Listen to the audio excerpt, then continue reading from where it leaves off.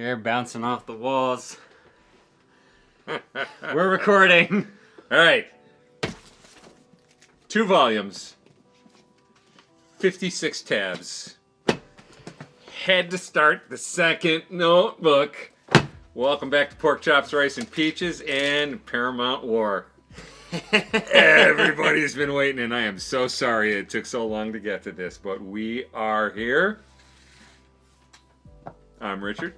I'm Noah. The long-awaited Marineford episode. So you've been waiting while I finished my college semester. You've been waiting while really fit. I got the, what happened? It's just small. Did your head grow? Yeah. Okay. No, parrots just have big heads. Apparently. Welcome back to Pork Chops, Rice, and Peaches, where we don't analyze stuff often, but we do yap about it. And, well, it's Marineford. It's the big one. And it's Yappage, and this is the one you've been waiting for. Oh, yeah. So, alright. But it's still May, right? It is technically still May at the time of recording. And I did say that we would get this recorded in May. So I've held my promise on that one. But I have had to do a lot of homework for this one. I mean, this has been a week's worth of prep. I've been busy. I've been doing research. I did my typical reread. I did not take as many notes because this is not one that I wanted to particularly dive into. I wanted to see. This was one where I was like, I'm gonna let Dad take lead on this, and I'll react to your thoughts and everything. I do have a few notes and I do have a few observations, but this should be fun. Okay, so about, oh gosh, I don't know. Strap in, hold on to your butts. Yeah, about a week ago we started having a conversation about this because we don't prep these in advance. No. And he said, enjoy the spectacle, don't worry about the standard deep dive of notes that I normally do. And I can't do that. I said don't worry about it. I didn't say you shouldn't do it. I didn't say you couldn't do it. I said do not push yourself. Yeah. I don't know any other way to do it. That's okay. Although, the thing that was beautiful about this, so we're doing chapters 551 to 581.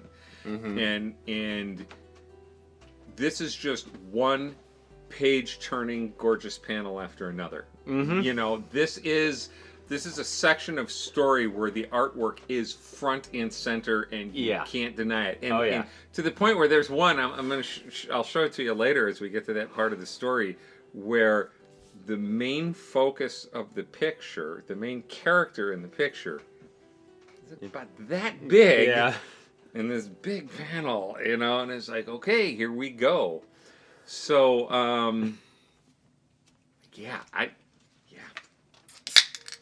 I'm cracking a big one for this. Let's give it a go. We open up with Sengoku announcing Ace's lineage, and a flotilla of pirates approaches Marineford. Right, this is the opening of this. Mm-hmm. We've got the Bohemian Knight Dogma, Thunderlord Magai, the Calvin Brothers, World Spider Squad, 43 ships. And let's just start. Impressive artwork. I mean, this is just a panorama of piracy. Oh, yeah.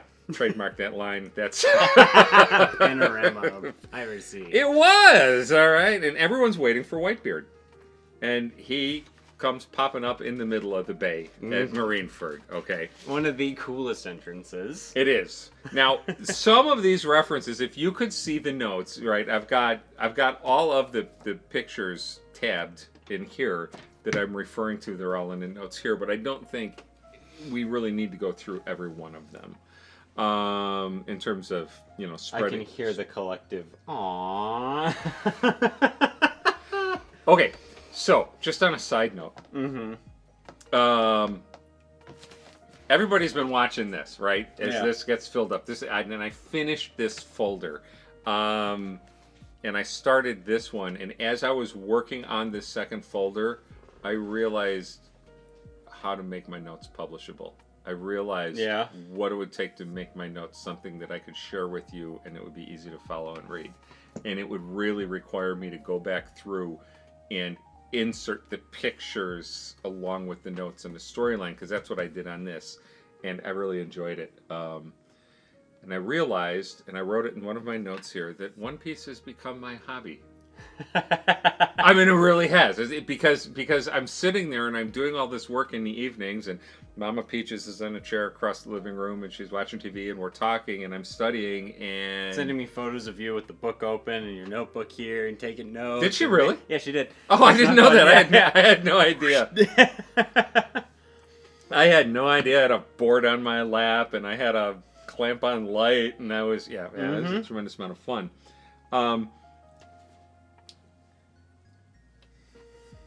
The great quote, "My beloved son better be all right." What a threatening line, that should make everybody just a little bit nervous if they're standing there. The one thing that you don't see from the admirals is any nervousness. I mean, they have got the powerhouse board, and we all know how this turns out. They should have been nervous. They should have. Oh, yeah. Luffy casually drops Ace's parentage to Iva. Almost as like, oops, maybe I shouldn't have said that. No, quite literally, not as if. Literally. He says, "Oh, I wasn't supposed to say that." He's going to be mad. Whitebeard drops, and this is in a flashback, the fact that Ace turned down a chance to be one of the 7 warlords. And this is the start in this. This was the first entry in all of these notes here that made me think to myself, Oda could spend 20 years giving the backstory leading up to this scene, not following Luffy. I mean, there's so much that had to have taken place and had to have gone on that would have made for interesting reading, and of course he can't, and I don't know that he would trust anybody to create it, but oh, would I love to see it. So on a side note, there is a spin-off. There was a novel, there was an Ace novel that actually explores what Ace did. Okay.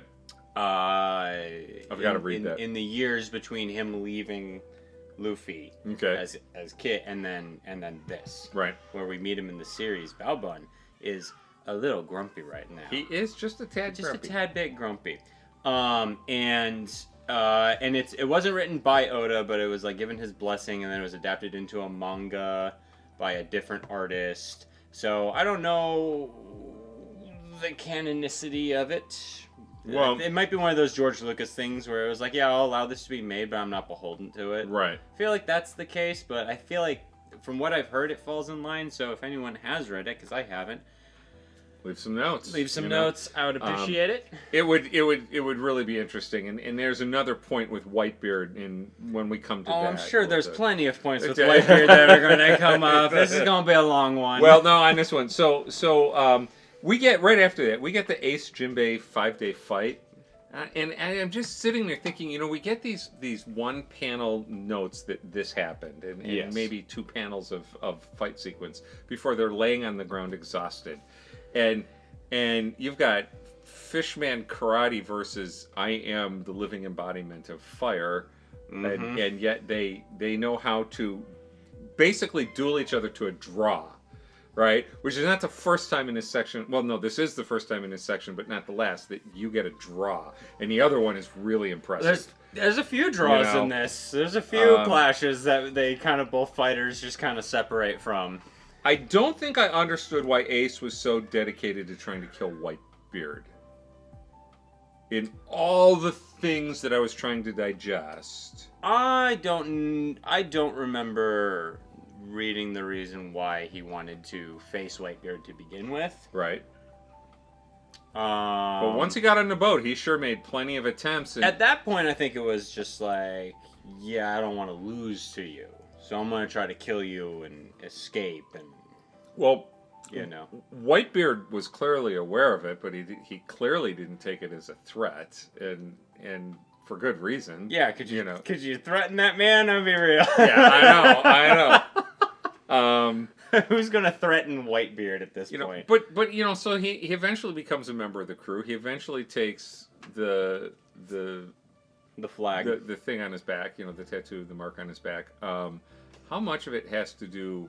how much of it has to do with his daddy issues? Because oh my goodness, does Ace have daddy issues? And I'm sorry, I forgot I had my makeshift Ace hat. I probably should have worn that because it is his story. I'll probably swap out here in a second. That's okay. We get Garp was a horrible stepdad, granddad. He was a bad parent. He was a bad.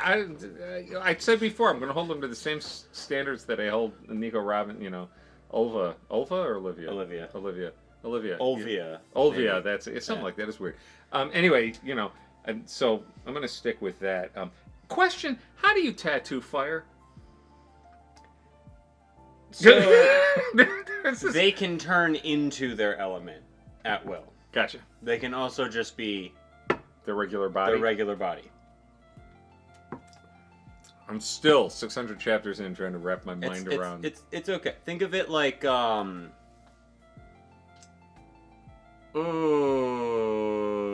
know, Vision from Marvel, how he can kind of become like intangible. It's kind of that. Okay. Essentially, except instead of becoming just completely intangible, they turn into their element, which essentially makes them intangible to most people. Okay. I say most because we see people hitting them in this section of the story. Yes, we do. Yes, we do. See a lot of it. You know, the admirals and the warlords are too casual while Whitebeard is talking to Ace when Whitebeard shows up. They're entirely too casual. Kano looks bored. Kizaru says, you know, what a pain. You know. And the raider is sitting there waiting for the other shoe to drop because you know the other shoe is going to drop. And it drops with a thud. And we get the Paramount War beginning. Whitebeard starts a tidal wave. Kiji freezes it. Whitebeard calls him an upstart. Yeah. You get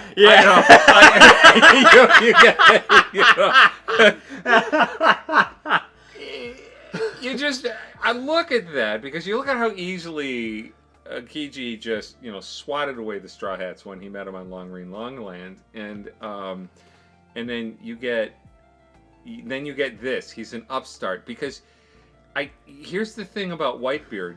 We get to see the end of Whitebeard's life, but we don't get to see everything he was capable of doing before he got to that point. So we're kind of cheated on something that would be really freaking cool. Because if he calls a Kiji an upstart, this dude's got power. And the only question I have, there's something with the artwork that I don't quite understand. So Whitebeard ate the tremor, no me, fruit, something like that. Quake fruit. Yeah. Right? I know that he can like punch a solid surface and crack it. Can he punch the air and crack it? I think that's I think it's like creating the shockwave. Gotcha. It's kind of left up to imagine. It's like Oda is just like, this is the general power. Yes. I'm gonna go with yes because it's easier. Gotcha. Occam's razor, I think, is the phrase. Okay. Simplest answer is the correct one. I prefer that he just breaks reality with a hammer fist, just boom. So I loved Diamond Jozu stopping Hawkeye's sword slash. I love it. You know, I love. You've got to have things that balance out, and here's this guy that does it, and so. You're going to have to give me a ruling on this one. It's tab number 9. It's Kizaru, who I can't tell sometimes because his facial expressions are so I don't know. There's just no variety to them. Oh, the Whitebeard Pirates are so scary. So I'm taking this one as sarcasm. So that is a great question with Kizaru. Okay. There's genuine moments where it's hard as the reader to tell whether he's serious or not, and you really have to... I'll flash it. Yeah, it's right down here. You really gotta kind of read into the facial expression, the context to even understand. I think he's annoyed. He's definitely annoyed. I think he's annoyed, but he's made this comment several times. He makes this comment multiple times, as does Akiji. Well, here's the about multiple people, and he's acknowledged because he says it about Luffy too. He's like, that kid has potential to be very dangerous. Well, and that scary. One wasn't. Yes, that one was not sarcasm. That second one about Luffy. Yeah. But I mean, legitimately, he got blocked. Marco straight up blocked his attack. And it's what you get a lot in this chapter is a lot of people who can go toe-to-toe with these admirals. I'm not going to get into the debate on who wins. So cool. But they can at least stand up to them. Yeah. And I would imagine it's annoying, and I would imagine that if you say that about a lot of people, it's an acknowledgement of the power that they have. Marco is so cool. Isn't he? Marco Isn't he? just so cool, and he's so casual with with the half lids, and and I put it in the note here. I'll read it when I get to it, but when you see the Phoenix face and you see Marco's face, the eyes are identical. Yes. The Phoenix has these half-lidded eyes, so that you know that it's him. So what is it? Whitebeard calls to a cane who stick to lighted candles on a birthday cake, Magma Boy. I mean, after catching, I think it was after that. You notice he catches the magma ball and just whoosh. Magma Boy. I mean, that's the same flippant, offhanded name calling that Luffy does. I just realized that. That was like there's a kind of a parallel there in the way they approach to that. I love the idea that there's an Oris Jr. Right fighting for Ace. In Gecko, Moria announces he wants Oris Jr.'s corpse, which gives him a very interesting side eye from Kuma. This one caught my attention because he says he wants the corpse, and look at that expression right there.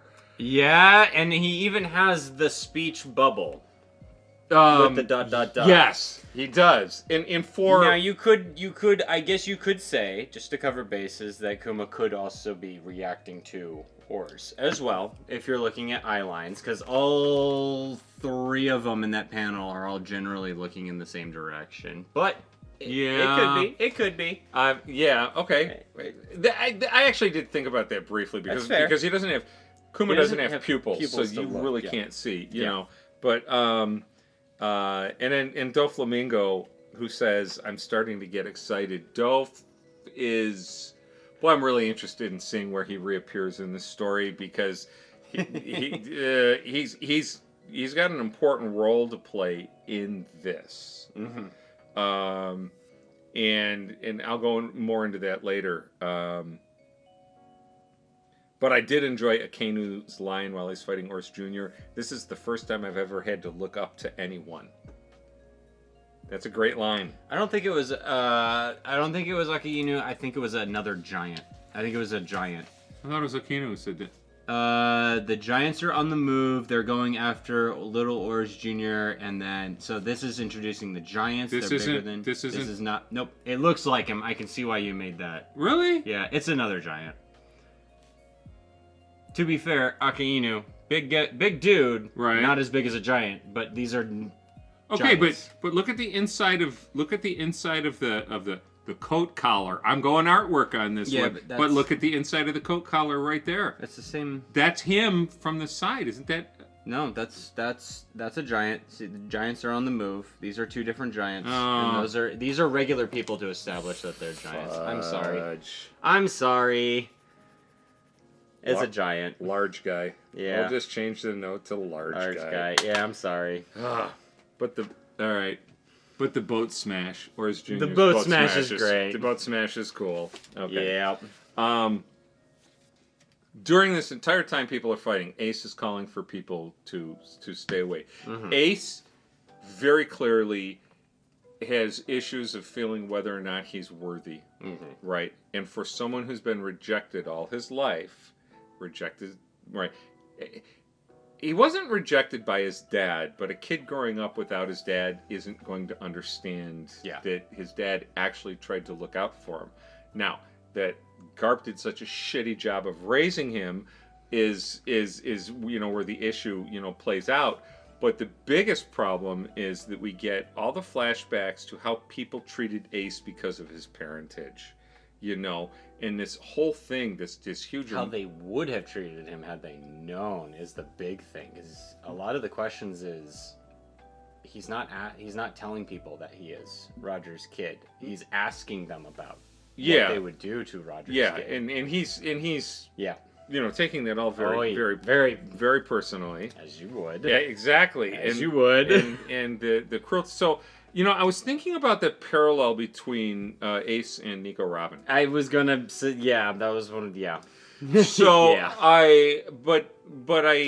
There is a difference, though. There is a difference, and I went back to Nico Robin's childhood, and I looked at it, and you can't do a one-on-one, but you can definitely see that they had parallel experiences, and that it damaged them both. Robin, a lot has to do with what she can do. Mm-hmm.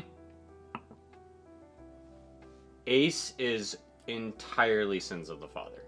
Yes, it is. Yes, it is. I loved Hancock attacking the Navy. Now you will notice here in my notes, this is the only time in my notes that I wrote Boa. Yeah. Because somebody was like, "Stop calling her by her last name." So it'll be Hancock after that. Let's see here. Kuma hits Oris Jr. with an Ursa shock. Doflamingo cuts off his leg. How does Doflamingo do that? I don't quite understand. You're not supposed to see how he does it. You're not supposed to understand how he works. Are we going to see it later? Yes. Okay. Of course. All right. Because that was He's really too weird, good a villain just in these sections that you meet for Oda not to use. And don't worry, you'll learn a lot more about I kind of figured about Dofi. Yeah. And you'll enjoy it. So Whitebeard takes out Vice Admiral Lons almost with ease, with right, yeah, away he goes, and then we get, and you can see. So when I cut the pictures out and put them in my notes, because this is going to come back later. Kids who've never known peace and kids who've never known war have completely different ideas of right and wrong. Oh, it's one of the greatest freaking quotes. Yes. Are the pirates the bad guys? Is the Navy the good guys? Things like that change with the seasons, right? Now, Doflamingo, and I wrote it somewhere in my notes, is an agent of chaos. That's what he looks like right here. I don't know how he plays out later, but if I had to give he thrives on chaos. And that's the way he is in this. But this is a necessary mirror to what comes later. Yes, no, 100%. You're 100. All your observations are the right observations. Right. Had to come through here. So he says it's the job of. And are we surprised? I try. It's the job of those at the top to decide what's good and what's evil. Right now, it could go either way. Justice will prevail? Of course it will. And then this great quote, because the side of justice will be whichever side wins. Mm-hmm. What an important statement. And what an important setup for what's going to come later. Oh, yeah. And so... It's very much like history is written by the victors. That's exactly what it is. It is. Except it's another way of saying it. But it's almost more terrifying when you say, justice. Yes. Is determined by the winner. I have 8 pages on this subject in notebook number 2. Okay. And I finally... I finally... Because there's a quote on justice that I have used in previous videos. Mm-hmm. But I finally found the author of the quote. Okay. I finally found... Nice. The whole thing. So I'll share that later. But we really need that. So, then, we get Luffy, Croc, Iva, Buggy, and crew falling into the battle from the sky, which is an absolutely hysterical scene. It's perfect. What's that? It's exactly how Luffy would do it. That is, because not even Whitebeard expected that. Yep.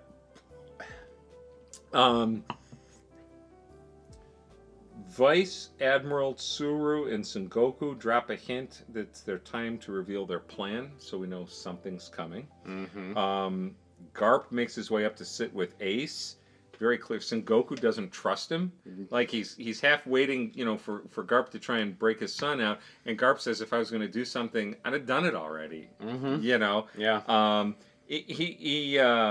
But when Luffy drops it, what does Sengoku say? Garp, it's your family again. Yes.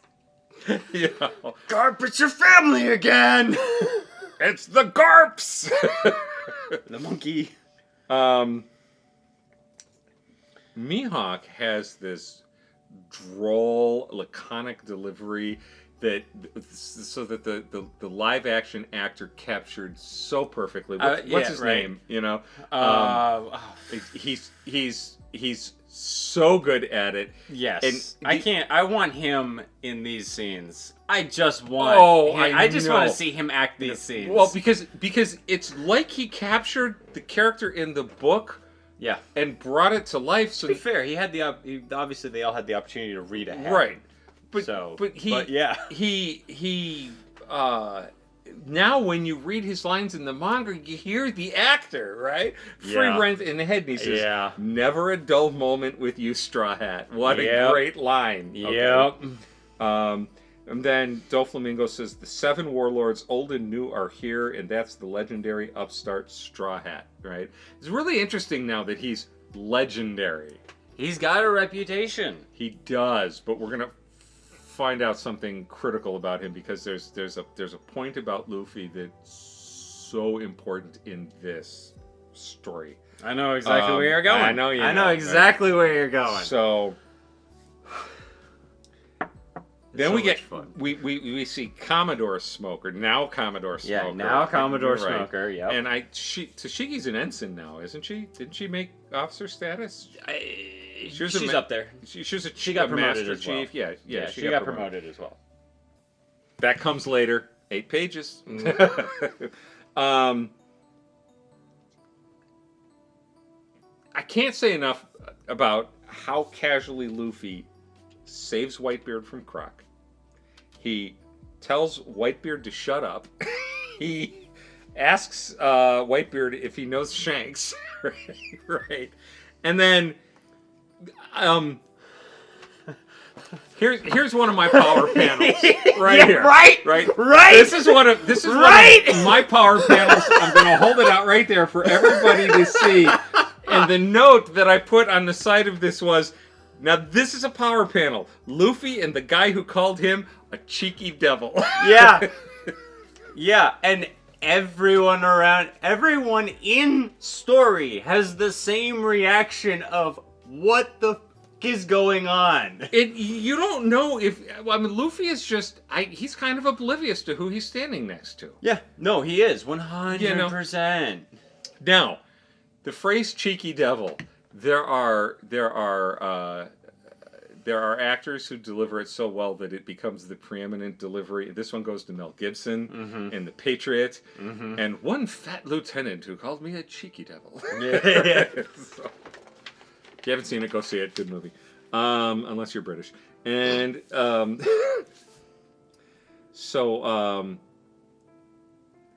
Hancock pining over Luffy, saying, "Even if you are demon spawn, I will always." And draw heart. She's hysterical. Oh my goodness. She's so much funny. Oh yeah. Luffy tells Ace, "Say whatever you want. I'm going to save you even if it kills me." Whitebeard gives the order, "Don't you let him die, Marco." Right? And Marco's answer is a very casual, "Aye, aye, sir." I mean, that's a huge ask in the middle of all of this. And Marco's response to it is okay. This is how you see, because we don't see it as often. But this is another pirate crew. And Marco is about as casual with his captain's request as Zoro is with Luffy's. Because great observation. Yeah. I mean, it comes with having read the whole thing. Right. But, no, you could see, and it does happen. It has happened. Where Luffy, same casualness. Soga King, shoot down that flag. Aye, Captain. Yep. Aye, sir. Yep. Boom. No Yep. hesitation. Yep. No questions asked. Yep. It's how a pirate crew works. Yep. Your captain says do something. That's how a healthy crew, any healthy crew works And that way. that you know you could do, you Right. know, it's all within. Yeah. So it's so good. But yes, you're I seeing. don't want to jump ahead. I don't want to jump ahead. But you're seeing, like, one of the premier pirate crews in the world operating Yes. the exact same way. Yes. Now You we're gonna come back to that. We're gonna come back to that because I got a point on that one. I mean, it was just it was the point in the story where I said, now we don't talk in advance a lot, but we had a short conversation in the car. It was really hard to avoid. And it was hard to avoid. And I was so geeked up, and I was on the road. I had an hour drive, and but Noah said, "Shut up, stop talking, save it for the camera." And he was right. He was 100% correct. But it's about this. And anyway, as I go down a rabbit hole, Whitebeard, hey Rednose to Buggy, you're that kid from Roger's crew. Hey Rednose, I love it. Yep. These, so we're gonna find out later. I'm just gonna say it now because I got to get it out. We're gonna find out later that Luffy is a cork floating in a tempest. Oh yeah, 100%. Okay, and his deficiencies are laid bare here, but at the same time that they're laid bare, we're getting these parallels with Whitebeard, the power player, and I don't want to make too big of a deal out of this casualness and this name calling, but you can't help but notice the parallels because it's foreshadowing to who Luffy is going to become. The question isn't, does Luffy get there? The question is, how does Luffy get there? Yeah, obviously. Because he's going to have to. Because he's so overpowered in Paramount War. Whitebeard? Or no, Luffy is overpowered by everyone else. By everyone else. Yes. He is so overpowered by everyone else that the only way he can achieve his goal is to become as powerful or more powerful than these power players are now. So one of the things we talked about, I've heard a couple people say, you've mentioned it a couple times, that for some One Piece fans, this is the pinnacle of the One Piece writing. It can be, yeah. Right. And there's stuff. Right. There's really good stuff that comes afterwards. Yes. As well. But in terms of as an arc, a lot of people consider this one of the best arcs in all of One Piece. I can understand that and I can believe that. But so up there with Enies Lobby and several other ones that are later down the line. So I made the observation to you in the car that after Paramount War, the rest of the story cannot be falling action. No, it can't be. No. So what this is rising action, and this is one of the obstacles in rising action, is what this is. But this is a huge freaking obstacle. I mean, this one is like so critical. It is so important. This is like a mini climax on the way up to the grand part of the story. So what's truly going to be interesting is, how is he going to grow from here? I mean, that's the more I read this, and this was my reread, I just kept thinking to myself, holy smokes, this story has a lot more story. Mm-hmm. It has to. And I believe, if I'm not mistaken, by the end of this, let's see.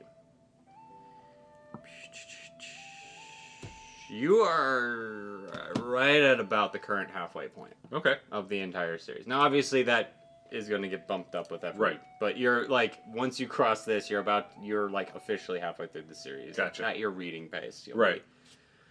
So Hancock saves Luffy from Smoker. She's kind of scary. Mm-hmm. And I will tell you this: when we did our deep dive last video. One of the things that I could not really truly appreciate was she's so haughty that her head is back in her hand, Yeah. And this one, I laughed every time I saw it. It played differently in this. Yes. And I think it played differently in this because it was so ridiculous in the middle of this particular scenario. Mm-hmm. Whereas it didn't come across as that ridiculous back. Yeah. You know, an Amazon lily. And it was funny because I laughed every time I saw it. Mm-hmm. Doflamingo drops to Iva that Kuma is dead. Iva said that they're old friends and refers to Kuma as Tyrant Kuma. And I thought that was really interesting. Why was he Tyrant Kuma? What's the backstory of Kuma? Good. That's what it is. It's great. Oh, we get it? Oh, yeah. Dude, I'm going to tell you this right now. If you haven't figured it out, if a character is named, they're probably going to have a backstory. Okay. All right? Especially ones that have massive implications on the... You know, I just... But these things are like I'm pulling these threads. Yeah, spoilers, I get it. Go ahead and roast me in the comments. Don't. Because I'm like right here. You're going to forget about it by the time it comes up. No, so. I'm not. Some of these I'm not. So some of these I'm not. I'm just like storing these away. Like I cannot wait. I cannot wait to get to Sanji's backstory part 2. I'm just like also great. You know, yeah. I also mean, great. you know, Thanks, live action. Hancock gives Luffy the key to Ace's locks. Luffy hugs her, and she asks herself, "Is this marriage?" Again, one of the funniest lines. I know. It's hysterical. In the series. You know? And then Iva versus Kuma, and this was a great line. How could you have forgotten how scary I can be? Right? It was great, except that it's not Kuma. It's, you know, if there's probably an essence of Kuma left buried inside there, but it's probably very small. I think. I'm thinking there's a tiny bit of him left. I don't think they got rid of all of them. Anyways, that's the end of the first book. So all of you who have said, you know, in the notes at one point or another, you'd like a peek at these books. This actually did not start with chapter 1. My very first page of this folder, at the very top line says Mont Blanc Cricket. That's where I started this. That's giant. Yeah. A lot of your other stuff was done. We saved a lot of your notes on the drive because you used to type them up in our Google Drive. Yeah, and they're all there. We'll be able to put them all together. And so I've got some of them here. And I will put them all together, but this is... your first full notebook. This is my first full notebook, and it is complete.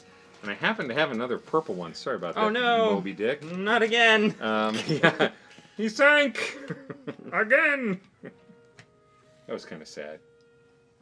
It was very sad. You noticed? Whitebeard. You noticed? Apologizing. You noticed? To the ship. You noticed? You noticed? You f***ing noticed? I saw that, and it broke my heart.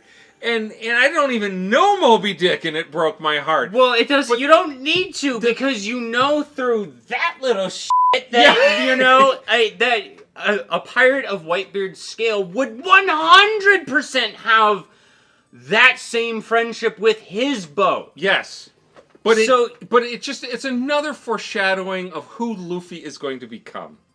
It just is. Well, Whitebeard is a glimpse at like a golden age of piracy. Yes. Because he's from Roger's era. But that golden age is very clear from this. That there's a new golden age of piracy coming. It's the new great age of piracy. Yeah, yes. The new great age of piracy is what they... Okay, so... Oh, we're breaking it back out, because you picked up on that too, didn't you? Well, so... Okay.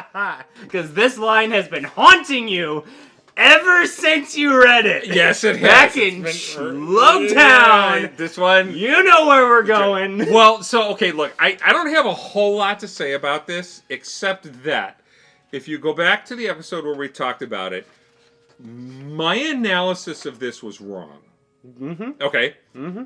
It was an educated guess. It was a very educated guess. It was a good guess. It was wrong. And that was one of the hardest ones to shut up about. That was one of the hardest analyses to shut my ass up and sit here. So if you remember, oh, you got it right. This is the picture, and this is the one where I did just a tiny bit of research, made the mistake, spoiled the dragon thing, where I promised everybody I would never do that again, and I haven't. But I came back across this because in my analysis that's coming in this, I had to dip back to chapter 213, and then I had to dip back to chapter 98. Yeah. Right? Okay, to pull some strings together. And I decided to print this out and keep this just because it's important. Oh, it's so important. I think I'm going to laminate it. I think, yeah. you know. And I love that the chapter is called The Legend Begins. Yeah. It's such a perfect... Yes. And as long as people hunger for freedom, because the hunger for freedom is such an ongoing, continual theme of One Piece. Mm-hmm. Almost the continual theme.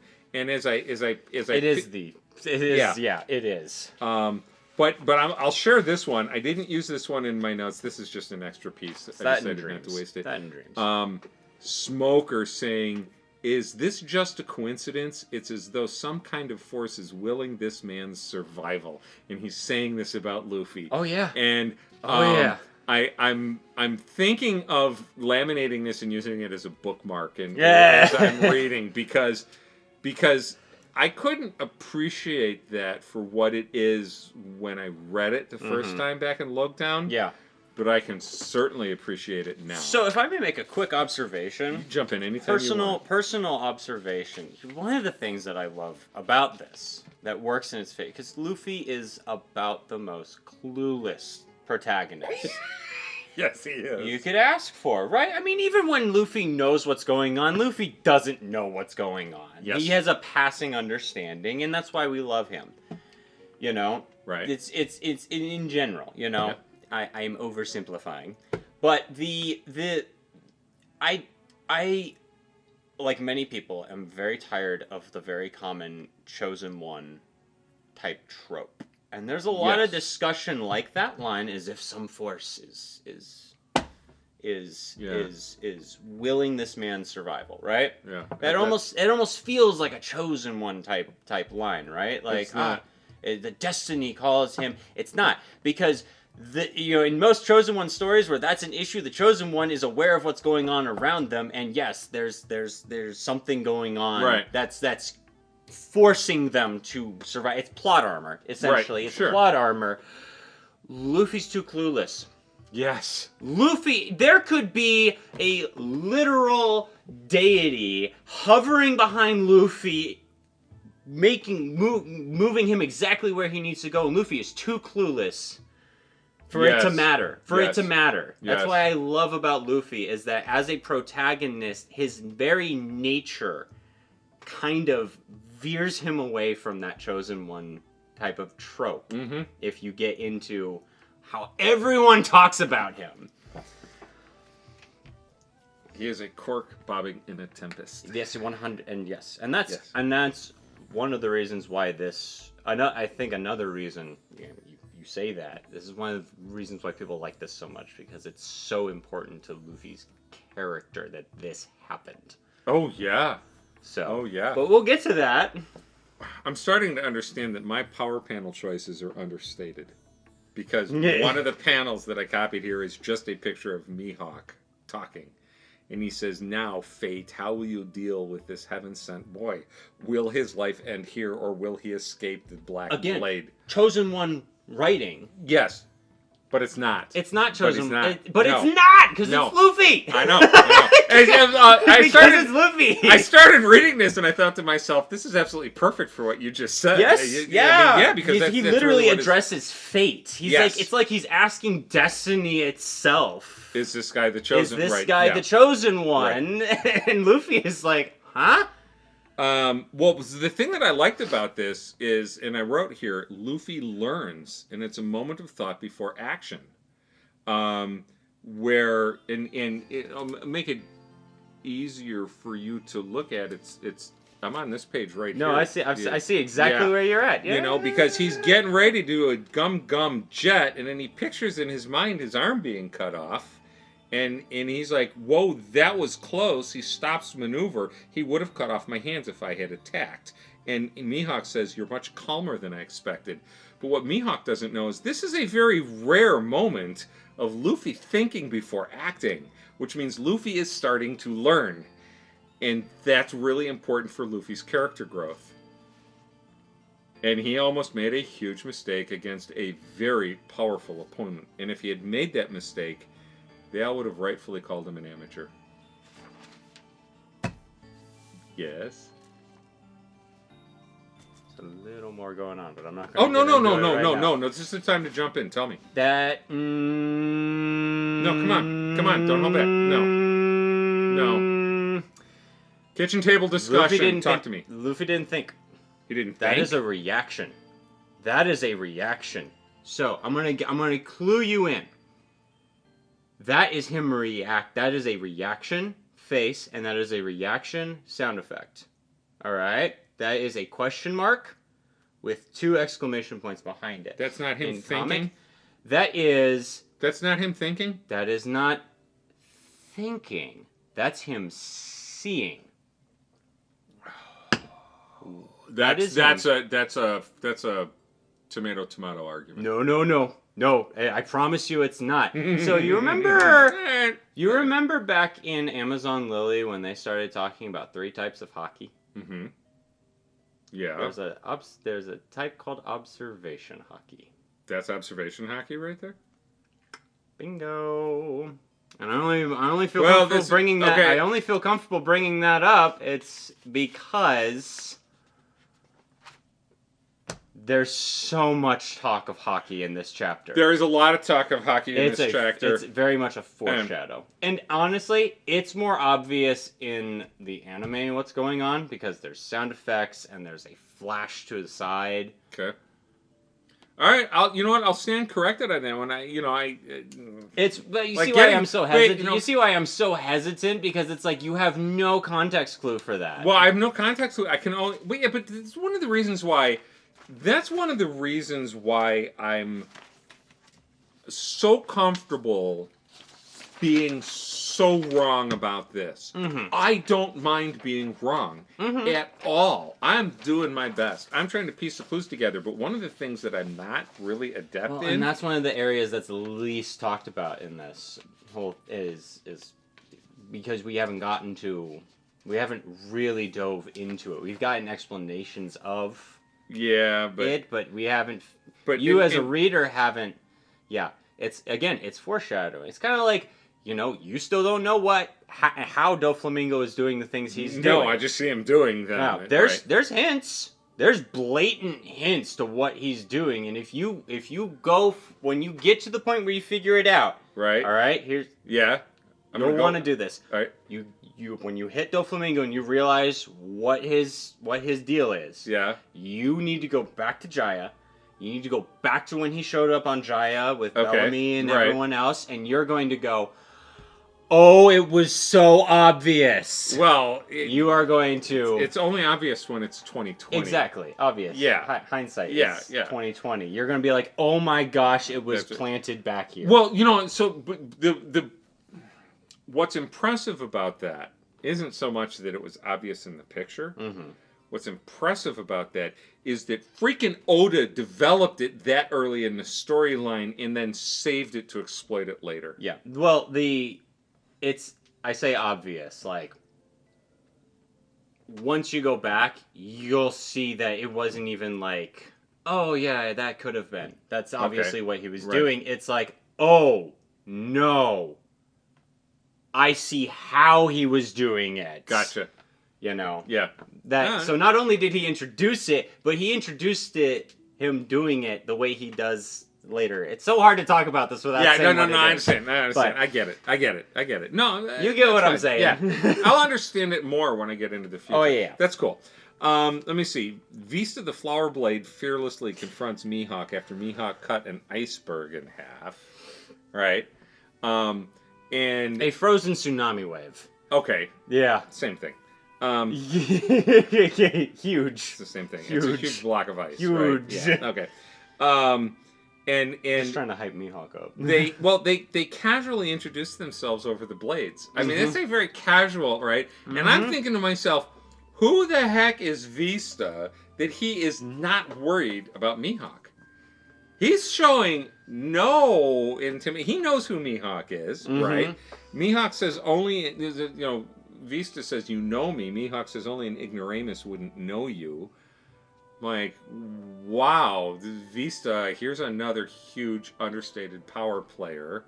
And up to this point, everything that we've seen of Mihawk has been this overpowering character. And then we get Vista. And it's like, oh yeah, sure, I'll fight Mihawk, no problem. Like, damn. Right? I mean, it's the only reaction you could possibly have. And then... here's an interesting thing. Mihawk makes the observation, he's thinking about Luffy. It's not his powers or techniques. He possesses some quality that makes people want to help him. Right? Another one of the most important observations about him. Yep. And in these waters, that is the most formidable power of all. Now, that is an absolutely phenomenal line. Yep. Okay. So here's my question. And this is a question I'm going to throw out to everybody. All right? And I told you, I hinted at this in the car today when we were talking. What is the one trait that Luffy has that invites all of this assistance? What is, for you, the one trait that Luffy has that makes people say, I want to help him? Now, I think the answer to that comes at the very, very end of this Paramount War. Okay. Because I got to the final pages and went, oh, that's the answer to my question. But now I want to see how many people get it. Okay. How many people... So you have to comment that now. Yeah, You have to pause, comment it now, and then at the end see if you were correct. Yeah, actually... No cheating.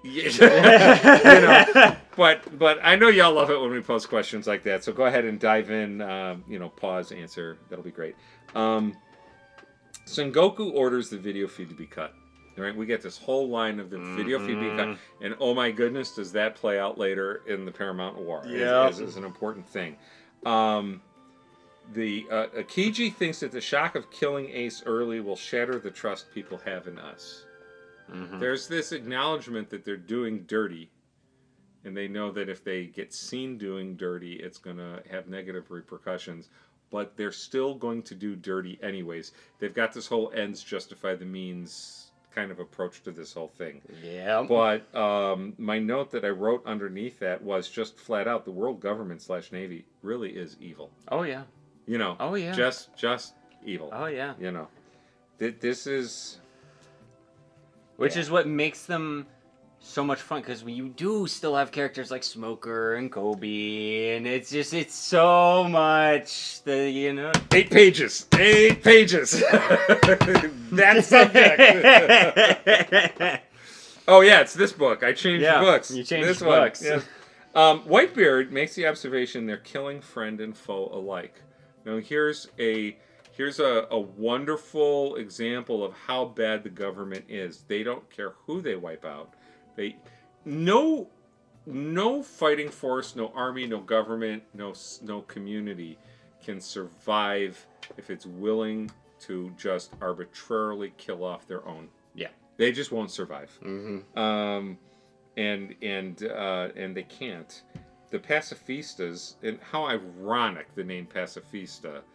Right. Literally killing off anything in their way. Yeah. All right. That's a dangerous tool. Yep. That's a tool you can't control. Yep. That is,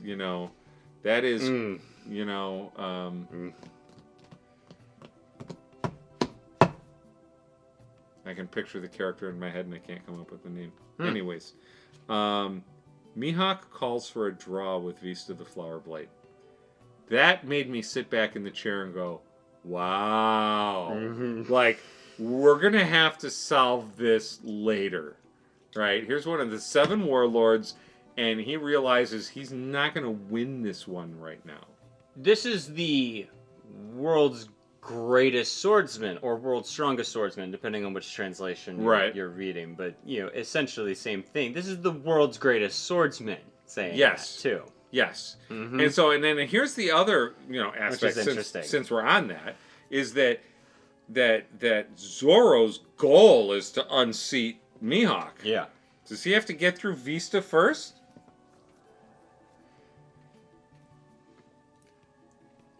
That's a good question. It's a very good question. If he's not good enough to get through Mihawk right now, he's certainly not good enough to get through Vista. So there's going to have to be some monumental growth and development in Zoro before he can get to this level. And all I can say is, Oda better not cheat us on that development. That's it. That's all I got. But I do want to see more. Yeah. I want to see more of Vista. Yeah. Yeah, I really do. So we've got Squared. I don't even know how to pronounce his name. Is it Squared? I don't know. Because he's an E away from Squared, and that's what mentally throws me. My brain supplies the E. Can we take a timeout? Oh yes, because please. we're like 55 minutes into this, and I need to go use the bathroom real quick. 55? Are you serious? Yeah, we're 55 minutes into this. Good yeah. Lord, it feels like 15. I know, right? Hey there, all you wonderful, lovely people. Noah here during our quick intermission.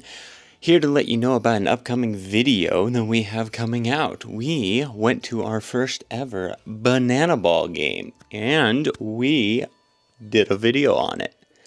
That video will be coming out in a couple weeks on the date that is now flashed on your screen, and we had a lot of fun making it. So if you enjoy our content, please consider checking that video out when it drops. Hit the subscribe and bell to let you know when it's coming out. Thank you guys very much, and now back to Marineford. Apparently, Kano convinced Squared that Whitebeard cut a deal with the Navy to save himself and Ace at the cost of everyone else. Do I understand that in the storyline properly? Yeah, basically. Right. That, Whitebeard's going to sacrifice all of you to save Ace. Yeah, right. And Squared stabbed Whitebeard in the heart. Mm. And Whitebeard forgives him. Yep. And goes on the attack. Whitebeard has... he has an unnatural, I'm going to say this very carefully, almost godlike ability to forgive. And you get Whitebeard, and you get this larger-than-life character, and this overpowering size and everything. Oda goes right up to the line of deity without stepping over in his portrayal of Whitebeard. But...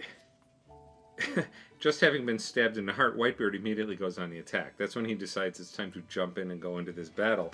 And Goku says, stand your ground. The most dangerous man in the world is charging us. And there's another moment of, oh my goodness, who is this guy? What's his backstory? What did he do in the past? I just want to know so much more. So Giant John steps in front of Whitebeard. Whitebeard stops his sword strike. Where it said... where they hype up Whitebeard in comparison with Roger as well, because they come from the same era. Was it earlier in the story? I feel like it's mentioned earlier in the story. Was it when Shanks visited Whitebeard's ship? Maybe. Yeah, it'd be worth going back and looking up. Yeah, I'm trying to remember if it comes, because half the time it's like there's things that are like hinted at early and then confirmed later, and then there's like quotes that actually happened early but are repeated later, and it's so hard to keep track of it all. Yes. It's like, yeah. Although he does shout out to like Garp and Sengoku a lot about like, oh yeah, from the old era, from the old days. Yeah. So with Giant John, Whitebeard stops this giant's sword strike. Does it? Everything that Whitebeard does looks like he does with ease. You don't see a tremendous amount of power in all of his moves. Did he tilt the island? Did he tilt the city and then the admirals stopped it and brought it back to level while bickering? Because those three admirals bicker like three old ladies. Yep. And in my note down here at the bottom of the page, the power levels of these players, the power levels are huge.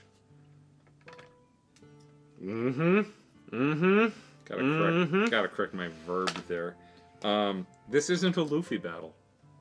Not even close. This is not even close. But you know, the interesting thing, you say it's not a Luffy battle, and I just had this thought right here.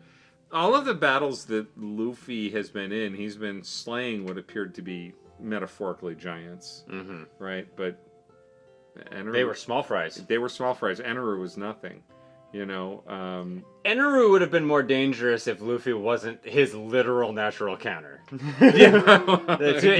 be fair. Yeah. To be fair. Yeah, that's true. He would have. That is true.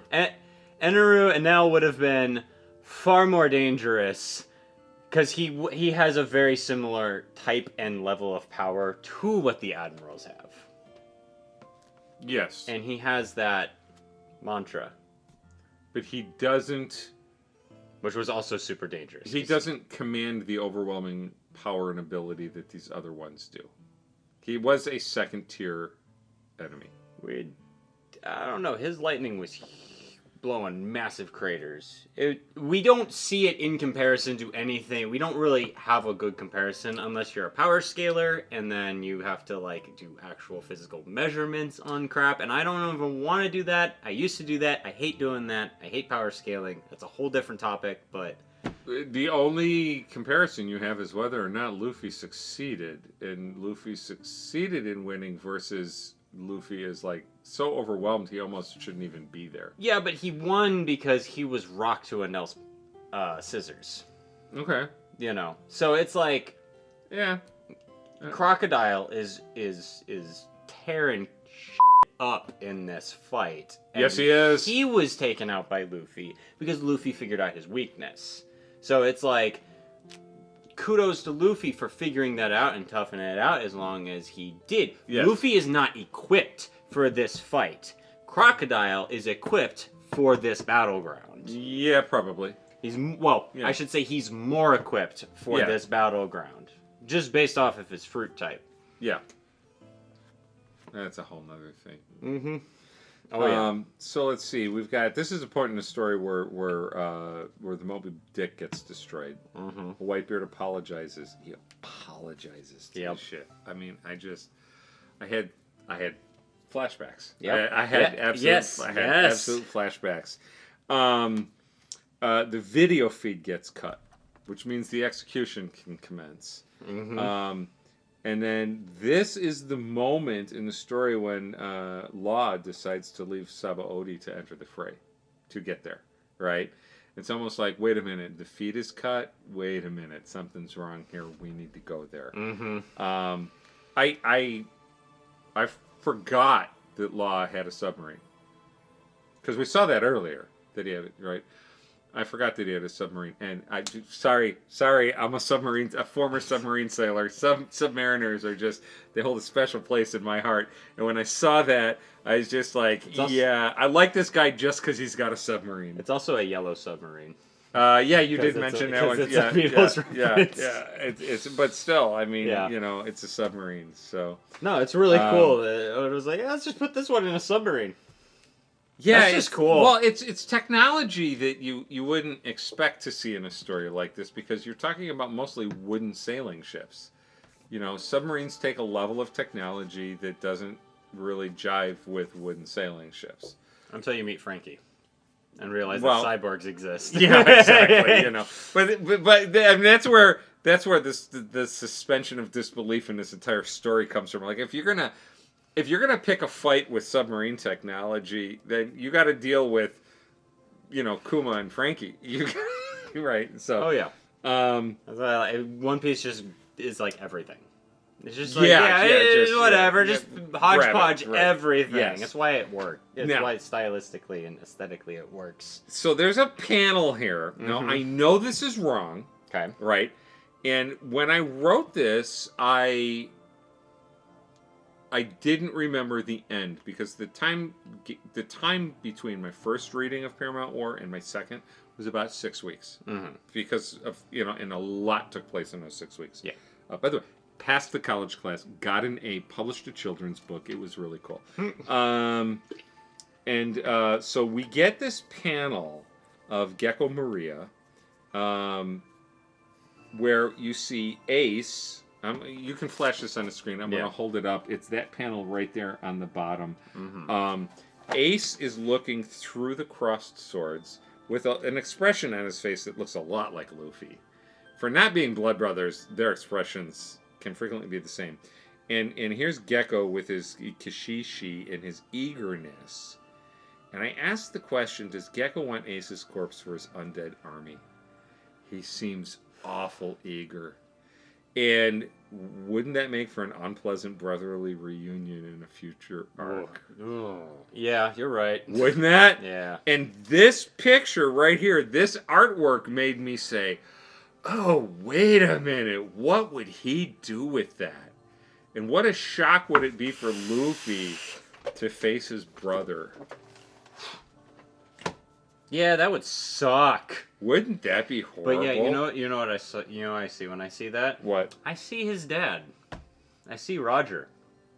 The early shots of Roger, except Roger's eyes are hidden and he's got a big grin on his face. We're gonna. It's where the hair is. But yeah, no, I'm I gonna do see. go back, take a look at that. I see Luffy too, just because Oda did draw them to look like brothers, and I don't know when Oda decided to make Ace Roger's son, but I don't think that was the plan from the get-go.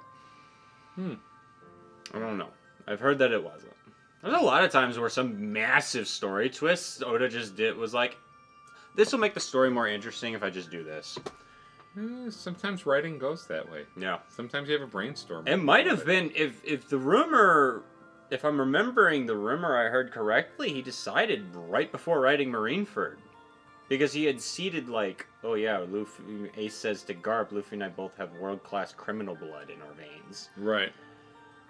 But that line still works, obviously, because both of them do. Yes, they do. It's heavily emphasized in this section of story. So 27, and that's what the book that's actually Paramount War. Where is it? It's right here. We get another one of the Kizaru comments, and this is the one I talked about. It's right here, and it's this one where he says it's pretty scary for a kid, right? In reference to Luffy. Luffy landing right in front of him with the mask. Yes, one of the greatest panels. Yeah, it's that's such a good panel. That's a good one. But this one doesn't play like sarcasm like the earlier one did. This one plays like an observation. Wow, he got this far. You know, that's pretty big. But Whitebeard says about Luffy, he's as foolhardy as his brother, and he really is. He truly, really is.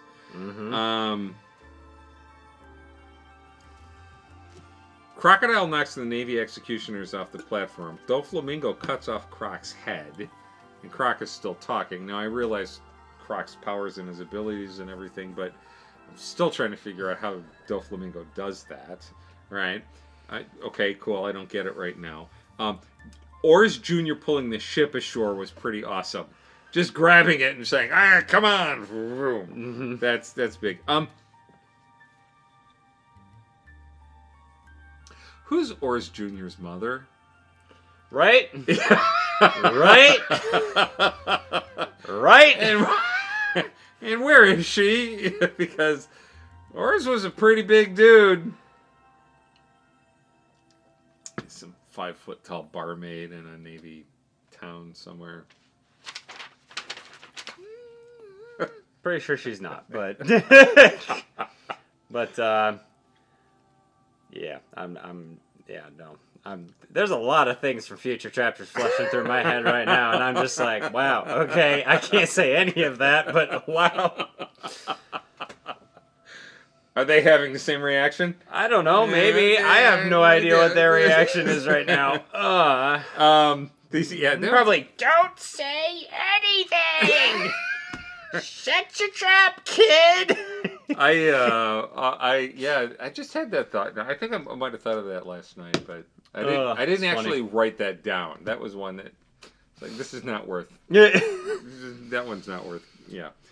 The 3 admirals casually standing by as Navy men are thrown around, cut down by Whitebeard.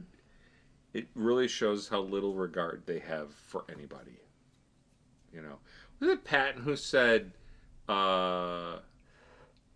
Oh man, I should have written this quote down. Patton made a comment about you don't want your poor bastards killed. You want your Navy's poor bastards killed. Your enemy's poor bastards killed. Yeah, no. The quote is a good soldier doesn't die for his country. A good soldier ensures his enemy does. Yes, yeah, that's it. Or something something along those lines. But the words are our soldiers shouldn't die for our country. Their soldiers should die for their country. Which is I remember the first time I read that, and I was just like, it made me go, he's right. It didn't occur to me. These guys don't care. No, they just don't care. Nope. So I wrote right here, who are the good guys? Who are the good guys? And then here's what I wrote: tying back to Doflamingo.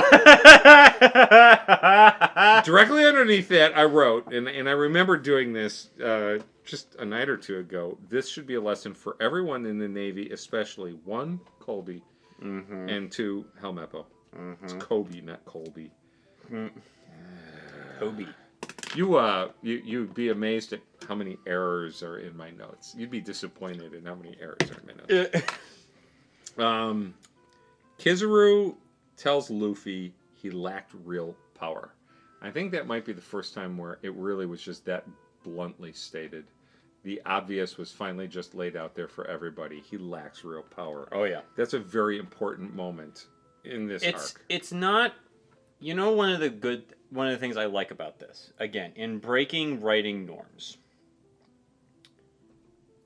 there's a lot of stories in which the main hero lacks the power needed to best the evil, but they make up for it in sheer grit and determination. And Luffy has that. And Luffy has an abundance of sheer grit and determination, but that can only get you so far. And we see that limit and we see what can break it. Well, but Whitebeard calls it. Yeah. Whitebeard calls that fact out. Yes. He's got grit. Yes. That's all he's got. But that's all he's got. Yeah.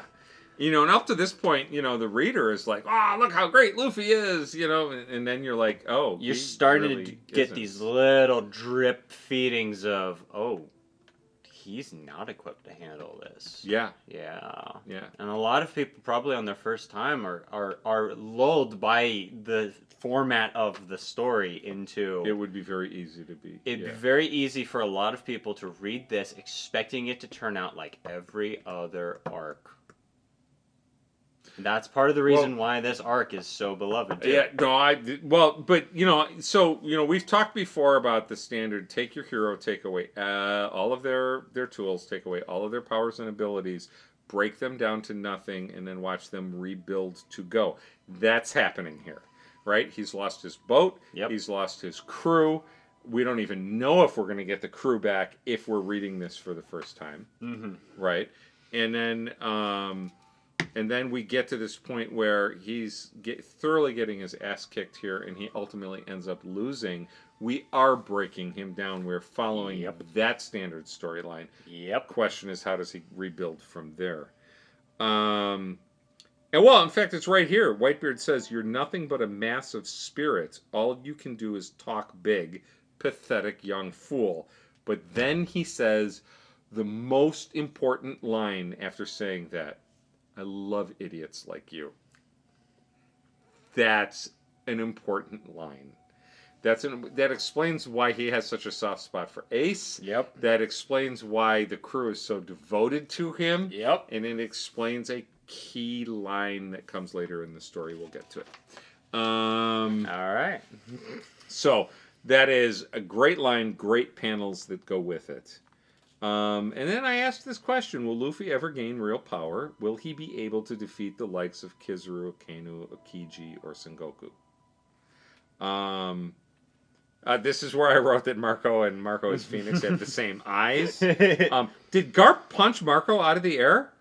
I think so. Yeah. That was huge. Yeah. What did I say about old men? Oda likes his old men to be strong. Yeah, but you only get one good. Oda is like, no. I want the old guys to still be able to throw hands. Yeah. And Garp can still throw hands. Garp and Whitebeard trade old man insults. That was fun. Yeah. That was truly funny. Yeah. You know.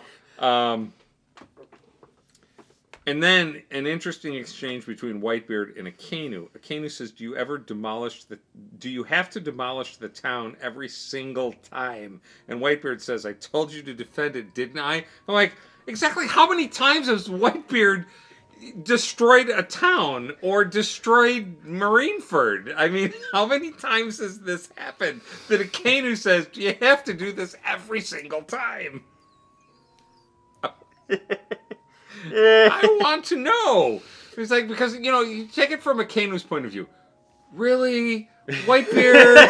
Are you doing this again? You know how long it takes to rebuild? This is expensive. Yeah, it's great. Well, I think Sengoku mentions that the castle has stood for thousands of years, so I don't think it's Marineford itself that he's in reference, but towns in general. Towns in general. I mean, it's expected that someone of that... Just imagine... Because we only get brief glimpses of it. Yes. But picture, if you will, Whitebeard and Garp in their prime. Ooh. Going at it. Ooh. Yeah. I feel bad for the environment. I feel bad for the continental plate underneath them.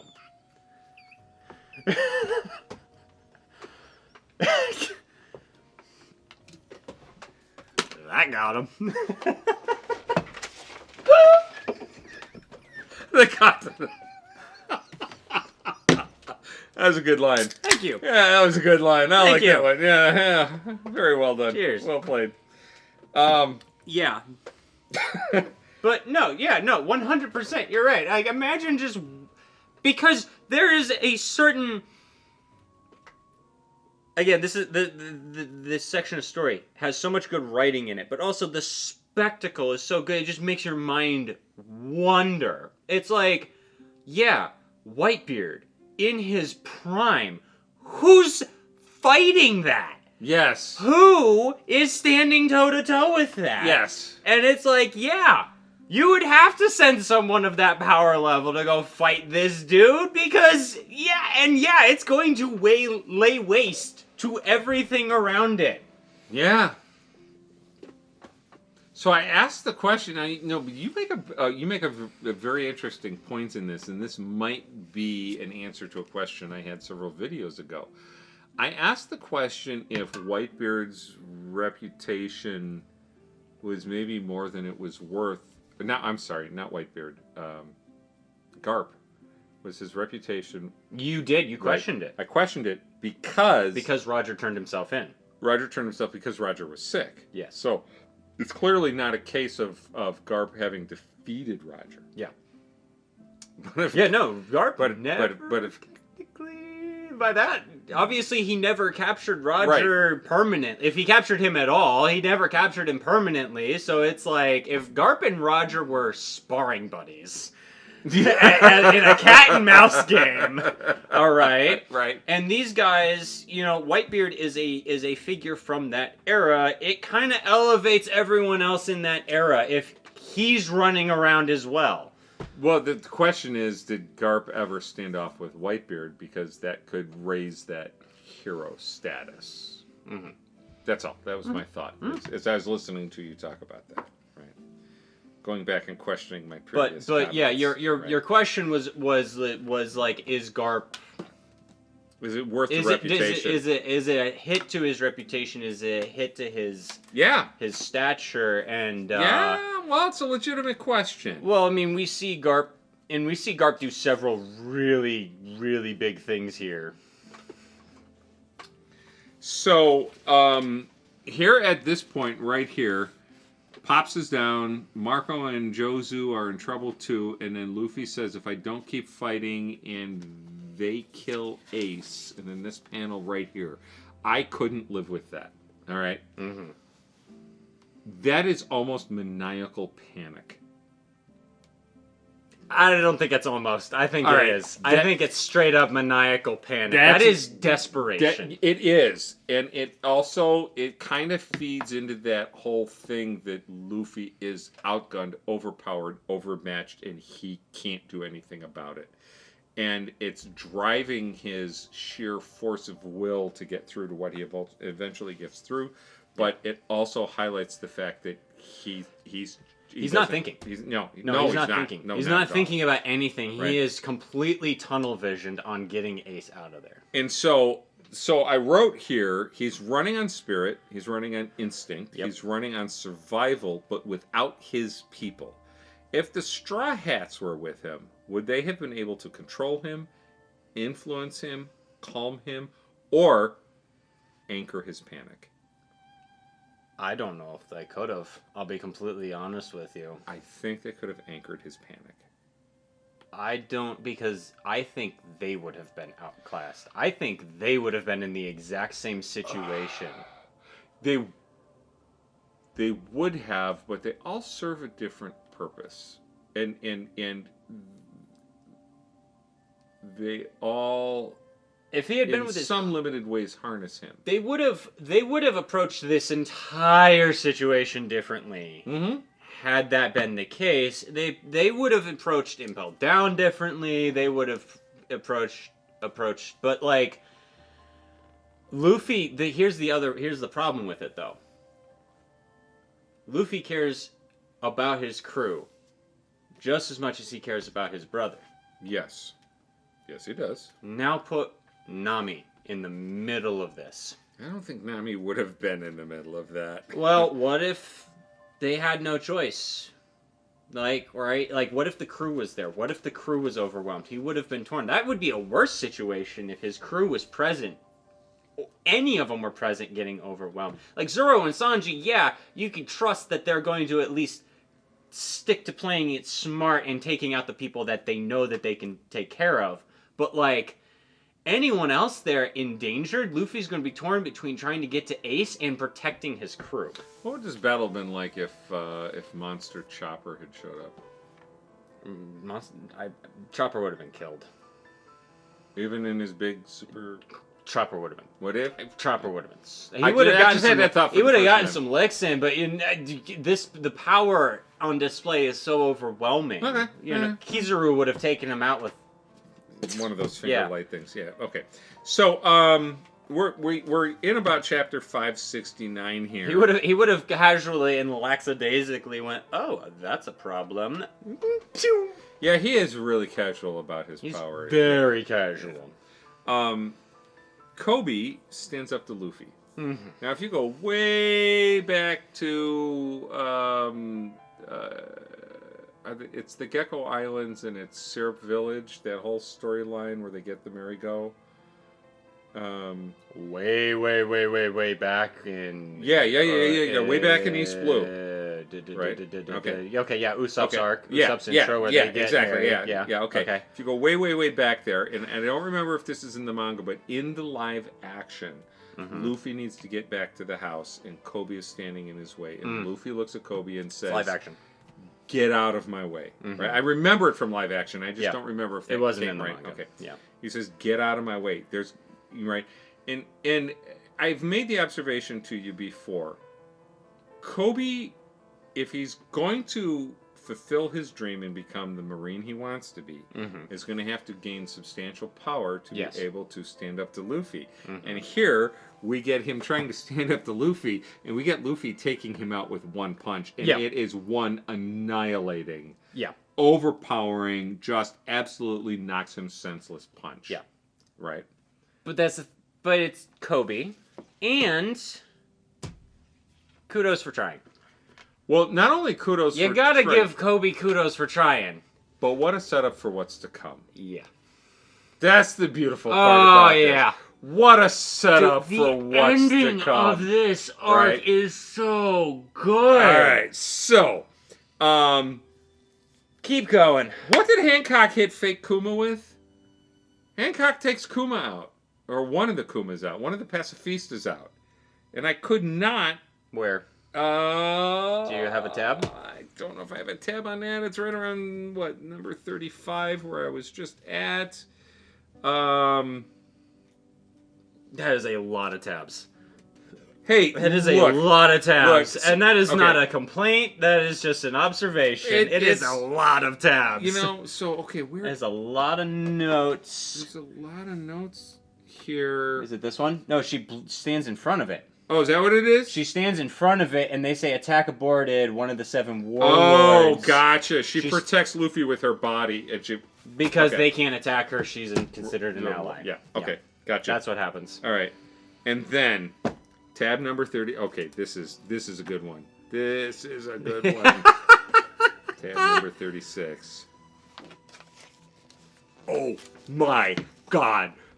I am Whitebeard. I mean, talk about putting a punctuation mark on the storyline. Yeah. He's like, have you guys forgotten who I am? I am Whitebeard. Boom! In the middle of that. What a great thing. it's the. Oh, I forgot. Oh, man. I didn't need to look it up. I had it right here on the top of nice. this page. All right. And, okay, so number 37, it says stop. I've got to look this one up. Sorry, guys. You know, it's tab time. I've gone this long without looking them up. Right here. Yeah. The beautiful part about this is the person that makes the observation, the hockey of the Supreme King. And then Whitebeard says, that boy, you know, oh, it's like, the hockey of the Supreme King. You know, not only do you get that foreshadowing, that acknowledgement, that hint into what's going to come. You also see someone passing out afterwards. Oh yeah, you do. You see a pirate passing out from it. Yes, you do. I didn't notice that before. Good catch.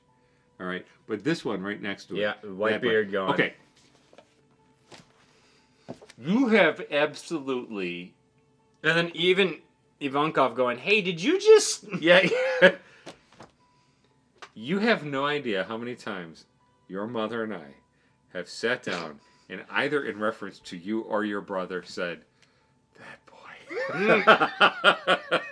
That is such a parental moment. I think it's more like a... Did he just... I think everyone's, even Whitebeard. And I don't think says that boy, but it's like everyone's reacting to like, did he just do that? Did he really just do that? I don't think Whitebeard's surprised by it at all. I don't think Whitebeard's surprised by it. I think he's like, oh, this kid just keeps getting. Well, that's what that boy says. I mean, that just This kid. Yeah. Ooh. Yeah. Mm-hmm. Yeah. Because I read that line, and as a parent, I just said, oh, I know that feeling. I know that feeling. I know that whole thing. I will say, reading Whitebeard's section, like reading, because you really get a really heavy Luffy. He's the Cork in the Tempest, but like he's almost a side character in this. He is a side character in this. He's straight up just a side character in this, and we're really seeing this through everyone else's perspective. Well, we're seeing this through, and so having said that, reading Whitebeard's story again now. As a new parent, I'm like, oh, I understand this a lot more now. Yeah. It's amazing how parenthood changes some of that stuff. Okay. Oh, yeah. I almost passed out. He has the hockey of the Supreme King. He's like Pops in Shanks. What an amazing line, okay? Mm-hmm. Akainu, it seems like he did it instinctively. Kizaru, that's a scary power hidden deep within that kid. Garp, so you really were born with it? Mm-hmm. All right, Ace. You too, Luffy? That's a great line. Mm-hmm. Okay. And then the Marines want him dead in this battle. They say if you can't stand it, stay back. Don't think of him as a kid. They're warning their people. Some of you can't handle that ability. Yes. Whitebeard orders everyone to back up Luffy. Give it your best shot, boy. If you're one of the successors of the Will of D, show me what kind of era you will create. That is an absolutely phenomenal line. Isn't it? That comes here. Okay? Isn't it? Yeah. And then Iva, the hockey power is hidden, but that explains why people are drawn to him. Now that goes back, and I wrote here, is this the answer to my question from Mihawk's observation? Is it the hockey that's hidden within him that draws people to him? Or is there a character trait about Luffy that draws people to want to help him? Let's just, like, double down on that question. Where do you stand now? Mm-hmm. Pause, answer, come on back. I'm trying to make this video experience interactive for you. Buggy in his shallowness. I love Buggy in this whole thing. Right. Buggy in this whole thing is so funny. Still worried about Luffy getting attention. Mm-hmm. He is so sad. He is so misguided. He is so unaware. He is so... I love the cronies.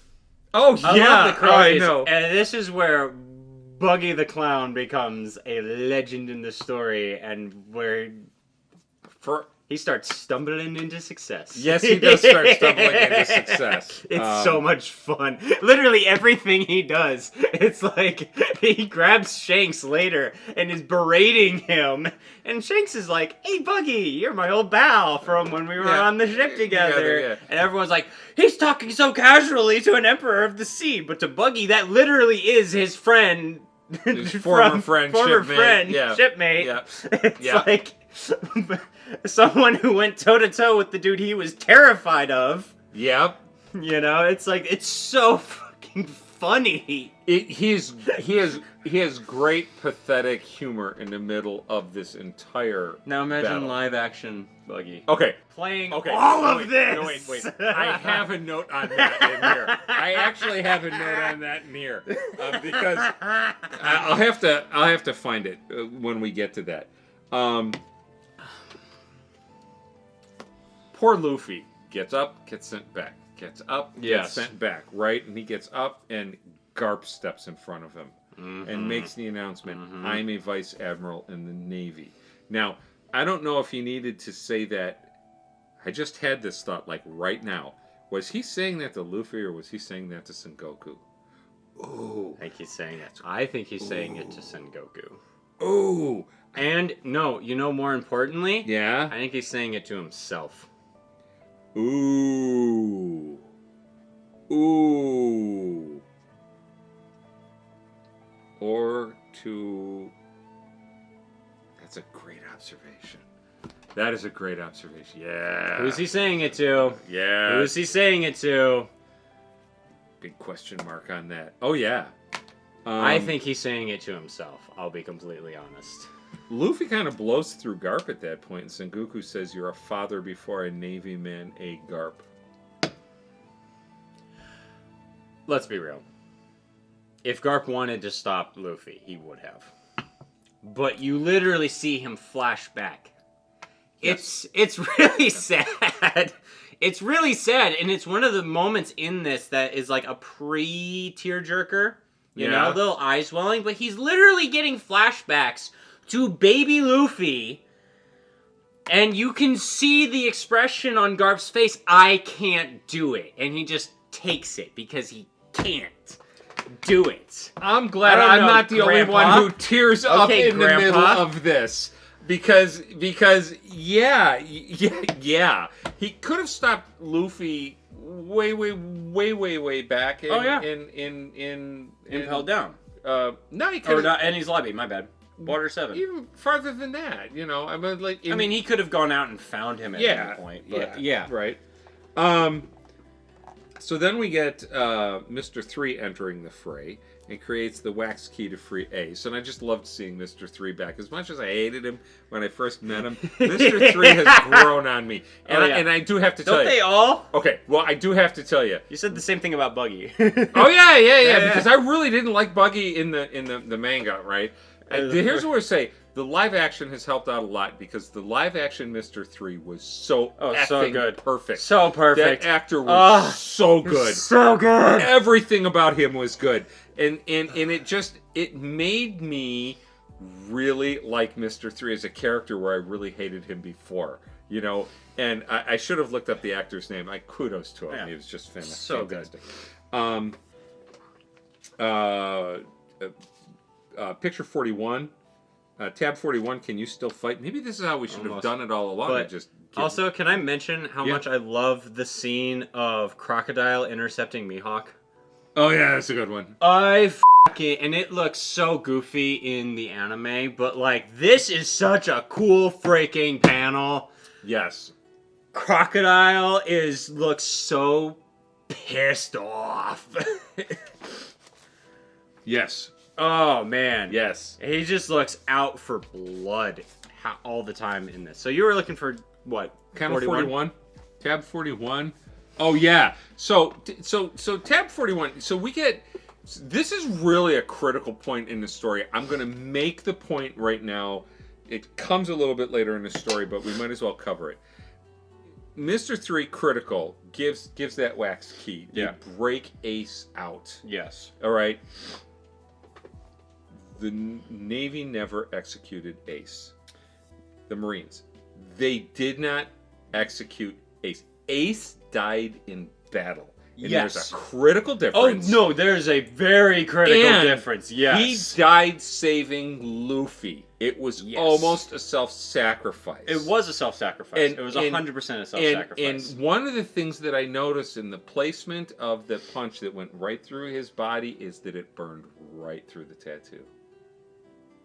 I mean, the symbolism there. Ace decided not to be fire at that moment. Yes. He took the punch. Yes. Mm-hmm. And Ace, well, but and you know what's no, Kano made the point that fire couldn't stop the magma. No, he says that he's outpowered. He's outpowered by it. No, legitimately, Ace could take the hit of straight magma if he wanted to, but if Ace was straight fire at that moment, the punch would have passed through. It would be like waving your hand through flames. Right, it would have hit Luffy. It would have hit Luffy. He had to take the punch in physical form. But I think very important. I think that it's critical to but he was acknowledge that he wasn't executed. No, ultimately, you're right. 100%. The Marines failed. The Marines failed to execute him. Yes. He died on his own terms. Yes. That's so important. He turned back around to take the fight. Yes. He turned back around to pay what he considered his debt to Whitebeard. I know we're jumping forward, but like... But this panel right here, have we not been waiting for this panel for 500 and I'll tell you what, some odd this chapters? Panel is... This scene is actually better in the anime, because there's triumphant music, and it's this real big hype moment before tragedy. I mean, it is just so cool. It's great, and you get this great scene of them fighting together. Yes. And you only get like Short-lived. 2 pages of it. I know. I know. Yeah. I know. Doflamingo. Just let them go. It'll make the future a lot more interesting. I'm like, oh my god, this guy is pure chaos. And that's what I wrote down here. Dolph wants chaos. I think he feeds off chaos. Now, I could be wrong. That might come out in the future. But right now, everything I've seen up to this point, this man feeds on chaos. I reserve the right to change my opinion on that in the future. He's sure feeding chaos in this section of story. He is. So now I don't even remember what 43 was, because it says 43, the note was, it's time for us to part company. Whitebeard. It's time for us to part ways. You must all survive and return to the new world. That announcement. My final orders as your captain. Yes. Right. Now that he realizes he's not surviving this. I don't think he went into this fight believing he was going to survive. I think he went into this fight knowing that this was it and he was going out fighting. You can't not arrive at that conclusion when you first meet him and he's got IV tubes. Exactly. Thank you. Yes. No, Whitebeard showed up knowing he was going to sacrifice himself to save his son and try to get as many of his boys out as possible. Yes. And that's why I think... That's why he doesn't look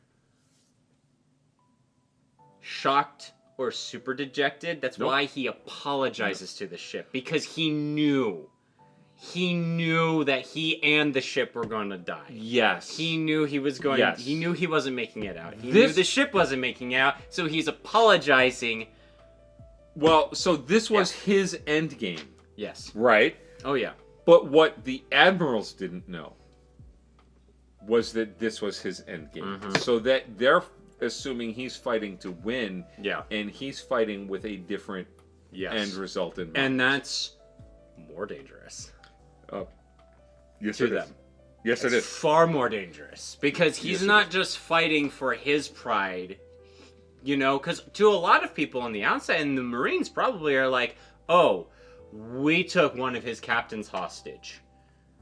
We took one of his captains hostage. He's coming to like to prove that he's superior." No. He's fighting for his kid. Yeah, he is.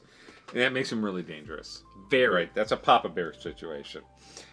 Scary as f***ing Papa Bear. Okay, Jeez. so now I'm gonna get choked up. I read this. Okay, here I'm gonna get choked up. Yeah. I read this last night and I didn't get choked up while I reid it, and when I didn't, Doesn't it get harder when you just start thinking about it? It's Well, almost worse thinking about so One Piece. so here's the gig. Here's the gig.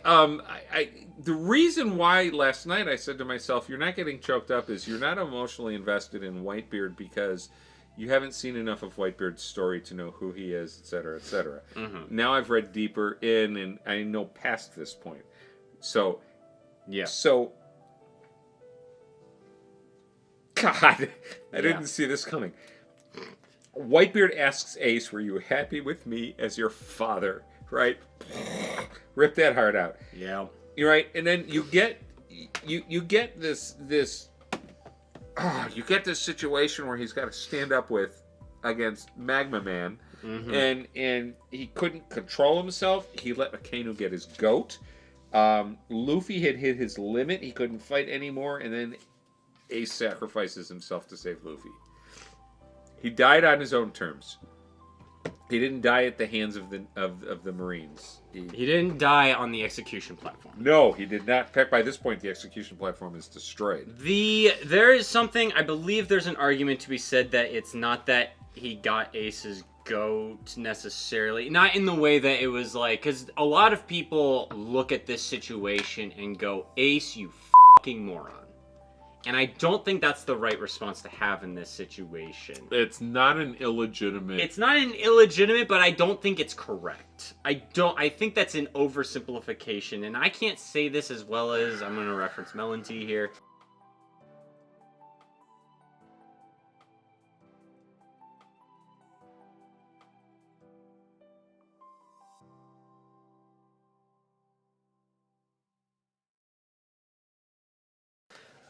If I can, I don't remember exactly how, but like Ace's whole purpose or whole thing in this section of story is he truly worth living? And Whitebeard kind of gave him that purpose.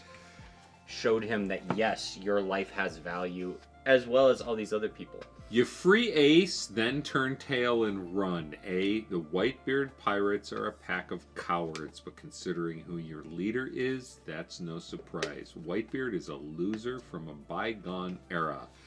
And you get that reaction, then you get the stop, and then you get a loser.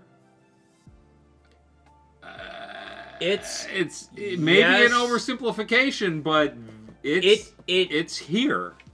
I'm going to find the video because look at what he says next. He says, "Take that back. Take back what you said."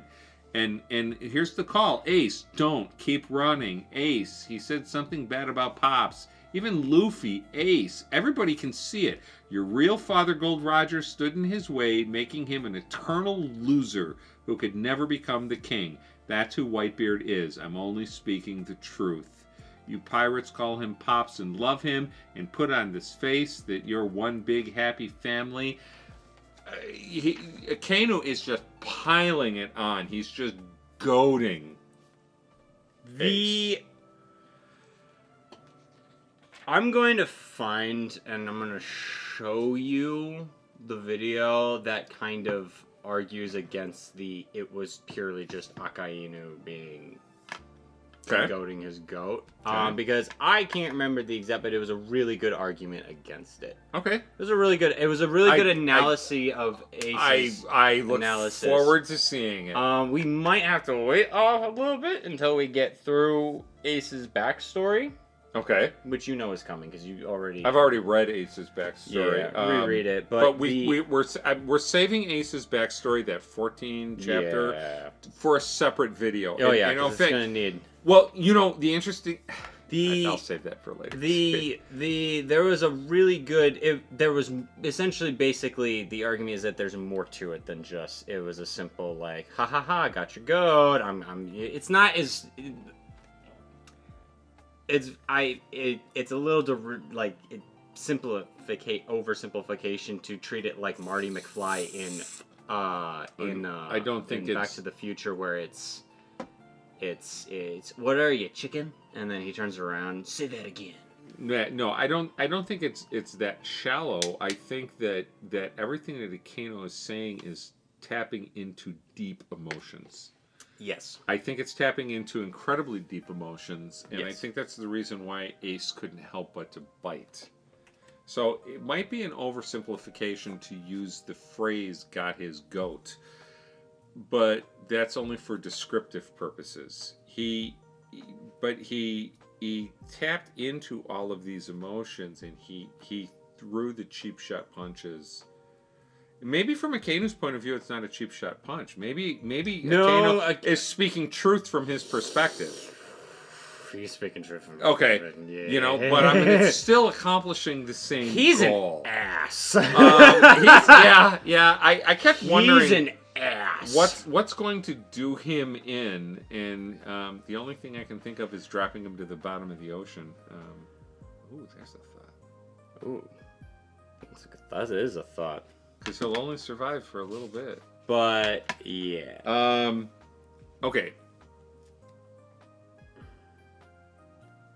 Chapter 574 is the death of Portgas de Ace. The tragedy of Portgas de Ace was the need to answer the question of whether or not I should have been born.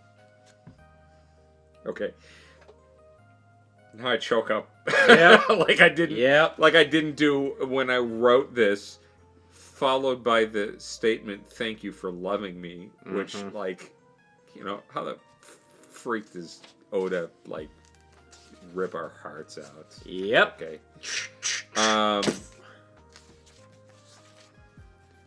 Based on the reaction back at Saba Odi, everybody liked Ace. Ace, I got the impression, was universally popular, well liked among the populace. I can't tell. I think it's a lot of they're trying to figure out what's going on at Saba Odi, but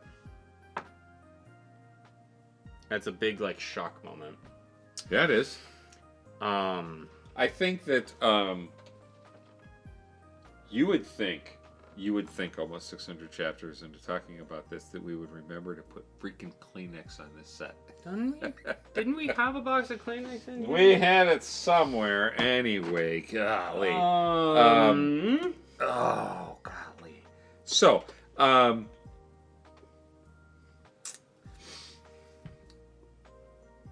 we have the Whitebeard Akainu battle, and that battle was brutal. Oof. Oh, man. That was... absolutely brutal.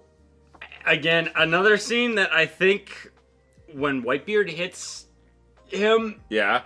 More impactful in the anime because it's in slow motion. You really see just bend and contort. Right. Yeah, it's so satisfying. Talk about satisfying punches. Boom! Yeah. Oh, shit!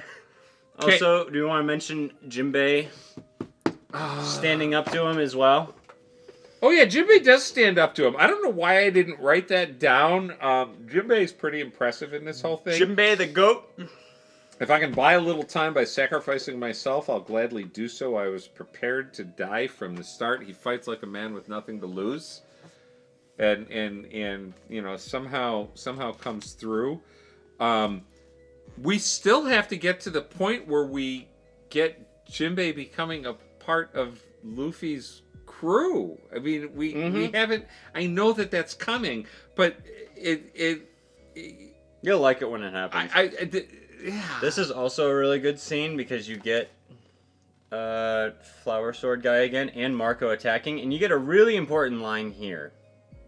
Ugh, you hockey users yet can be such a handful. Yes, I caught that line when I read it. I did. I caught it. I didn't write anything on it. I can't do everything. And, I know. You know. But I'm going to do my due diligence and oh no point it no out. no no! I'm glad you do. No, that's why we have a conversation. And oh yeah. You know, that's the interesting thing. So about 30 seconds ago, I had this thought going. Go ahead. I would just say I can't believe I skipped over it, but the ever so important panel of Sengoku slamming Garp into the ground, followed by keep holding me down, because if you don't, I will kill him. Yes. I will kill Sakazuki. Yes. Yeah, that's huge. That's huge, and I believe it. I believe it. I believe Garp would. Clearly, no matter how bad of a parent he was, he loved his boys. Yes.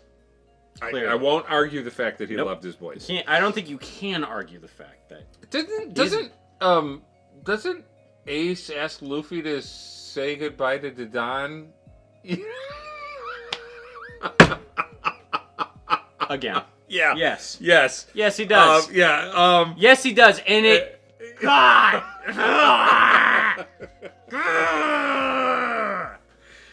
I know that this is my first trip through One Piece, and I know you have multiple trips through One Piece, but I have to tell you, it impresses me. I invest hours in reading and tabbing and note-taking, and I talk about these things, and you're like, oh yeah, and then it says this. Your ability to recall this stuff is nothing short of impressive. It gets easier with multiple reads. Yeah, I believe it, but it's still impressive. But the tragedy of the question of whether or not I should have been born is as powerful as Robin's I Want to Live. It's as powerful as Nami's Help Me. They're there. They don't punch quite as hard because you don't have the backstory investment, but it's there once you realize what it is. Well, there's a tragedy here that. And I think, because you've read ahead, I don't care about saying this, I think the genius of this is that Oda waited to give you all of Ace's backstory, to see his story from his perspective. Yes. Until after this. Because the impact of this is that you're seeing it through Luffy. Yes. And you have enough information on Ace to feel for Ace. Right. But you don't necessarily... You're not crying because you're feeling for Ace. You're feeling for Luffy. Because that face is haunting. That face you haven't seen. No. In One Piece. No. He was saving it for this moment of it's haunting. But it's tragic. There's the... We're gonna need a break here soon. I feel this... Maybe I feel this differently because I feel the... I don't like it when people say, I feel something, right?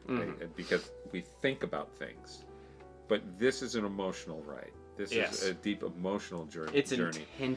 And I deeply supposed to make you feel it. Feel the pain of the individuals, even fictional ones. Yes. Going through everything that they're going through. You know? And so I tap. It never occurred to me that I'm looking through Luffy's eyes at this. I'm looking through the tragedy of Ace's story. And an actual heroic end to a tragic story. But another kind of haunting thing is that right across from that picture is he died with a smile on his face. Yeah, I caught that. That was heartbreaking. The dying with the smile on his face. Yep. Yeah. So, all right. You know what? If I may, And this panel, right? Yeah, that panel is awful to look at. Yeah. He went all out in the artwork. Yeah, he did. This whole arc. Paramount. Can I draw a parallel? Sure. So Ace is dying with a smile on his face. Yeah. All right. It's not necessarily. It's not a 1-to-1. But I'm gonna plant this. What did Smoker say about Gold Roger's Ace's father's execution? Well, When he stared death in the face, what did he do? he laughed, which is what shocked him about Luffy laughing on the execution platform when Buggy almost executed him. I'm just gonna plant that and let that grow as it will. Okie dokie. Yeah, all right.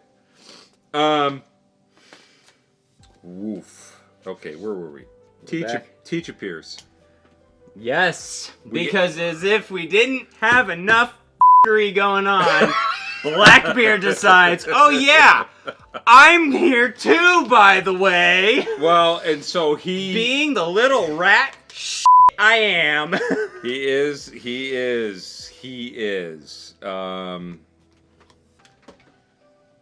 I wrote here, Whitebeard Goldie Roger conversation. Read this. Yep, there is a conversation between,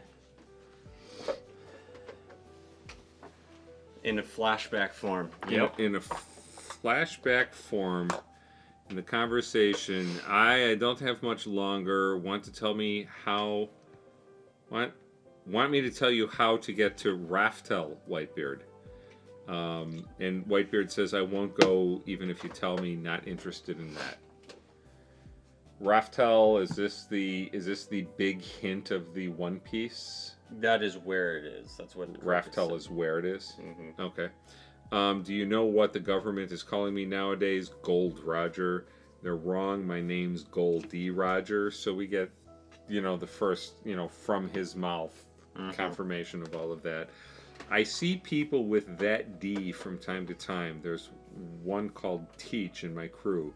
What is that D thing anyway? You want to know? Then I'll tell you. And then it cuts. Yep. And then it cuts. Thank you, Oda. Yep. I need to get the actual Ace hat. This is the one I made.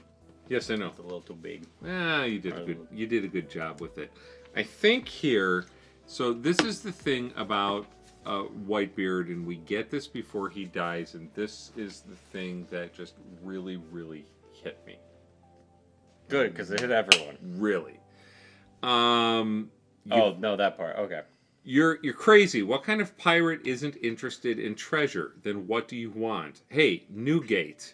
There's something I've wanted ever since I was a boy, Newgate says. What? Tell us. What is it? And Newgate says, a family.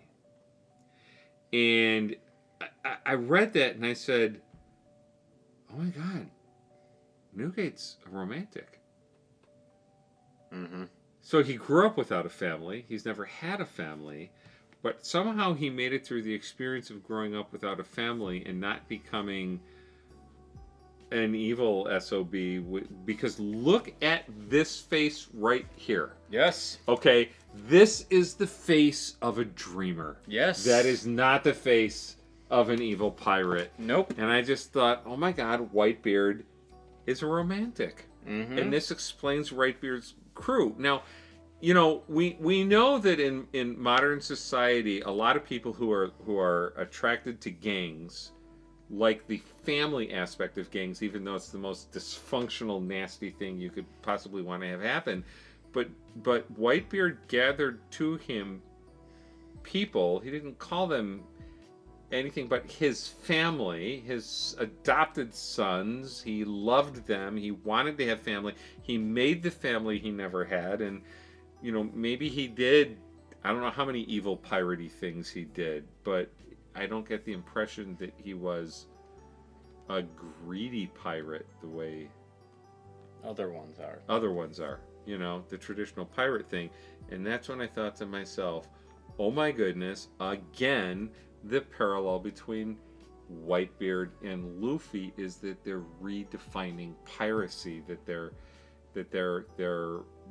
understanding of what it means to be a pirate is not what the average person is looking at. I mean, how many of these crews are looking at wealth and power and Wealth, fame, power, Goldie Roger had... That's the words that start the entire show is wealth, fame, and power. Gold Roger had it all. Had it all. Right. You know.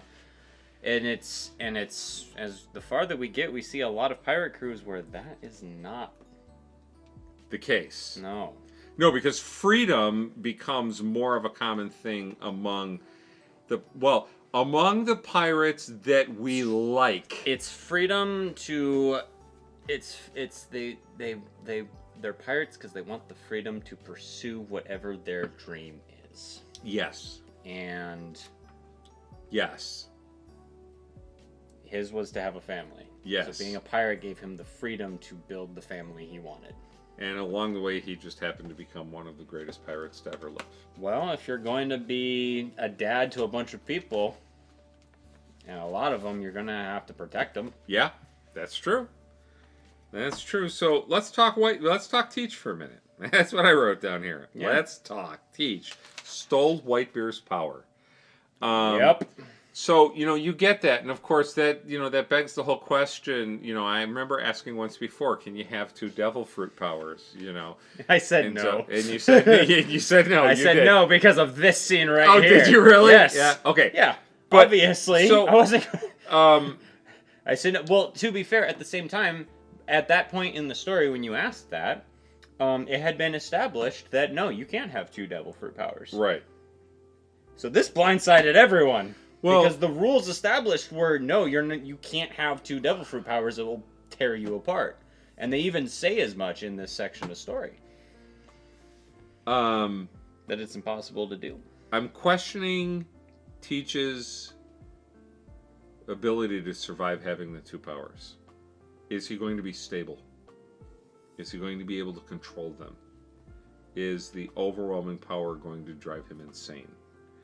Because Teach is actually a very dangerous, cunning character. Yes, he is. And At this point. okay, so I'm gonna skip ahead since we brought this up to later in the story.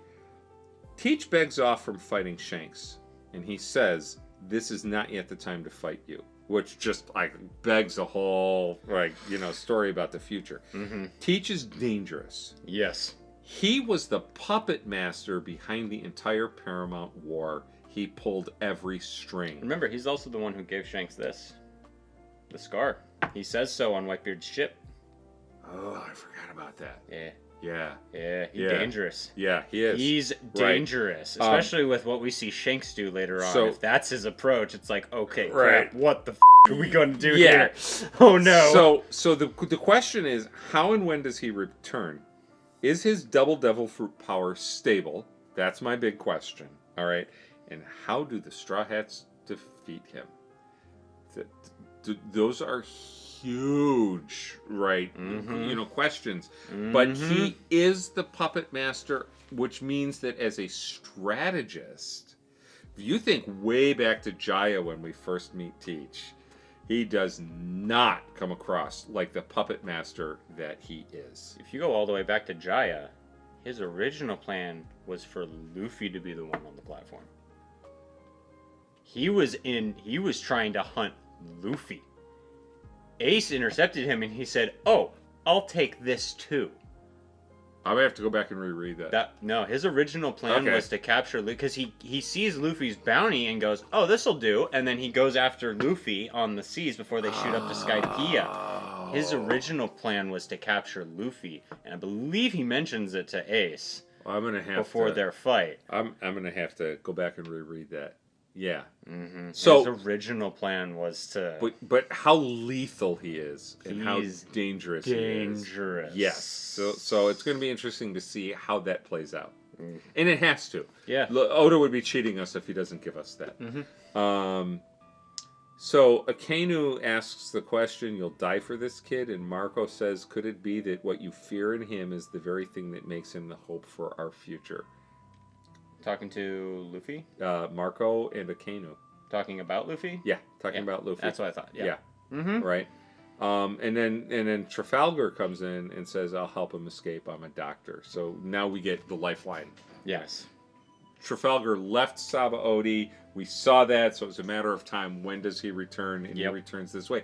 And he does make the observation. He says, he might be my enemy in the future, but right now, I'm going to save him. Yeah. Which makes Trafalgar a really interesting character. Yeah. And yeah. I will be very surprised and very disappointed if Luffy and Law have to fight. I'd really like to see Luffy have a couple of allies that he doesn't have to beat into submission. I'd like to see Luffy have a couple of allies that he doesn't have to prove he's better than them in direct head-to-head combat. I like your crocodiles and like everyone else who joined it? Yeah, okay, exactly. I see where you're getting right. at. Yeah. And so I'm hoping Law is one of these characters. Okay. All right, Doflamingo will not be. He's going to have to be beaten. He's going to have to be beaten. There's going to be a Dof-Luffy battle, and Luffy's going to win, and it's going to happen. Oh, he's so good at predicting stuff. That one's kind of obvious. That's kind of a gimme. You're right. Okay. So here's the section of my notes that I've hinted at for the entire time. This is the section where I wish I had a camera. If I could have you read along with my notes right now, I would let you peek into these things. So let's talk to Shigi, Smoker, and Kobe. All right. And take a close look. Kobe grabs his head in pain. Helmeppo asks, "What happened to you?" He says, "I don't know. I feel sad. The voices in my head, they're disappearing one by one." And I wrote, the voices in his head, these are the lives lost in the battle. Suddenly, we realize, for however this happened, Kobe has got this strong, empathetic sense of the humanity involved in this battle. All right? And we get this big boom. I don't know exactly what this big boom is. Somebody shoots something right there.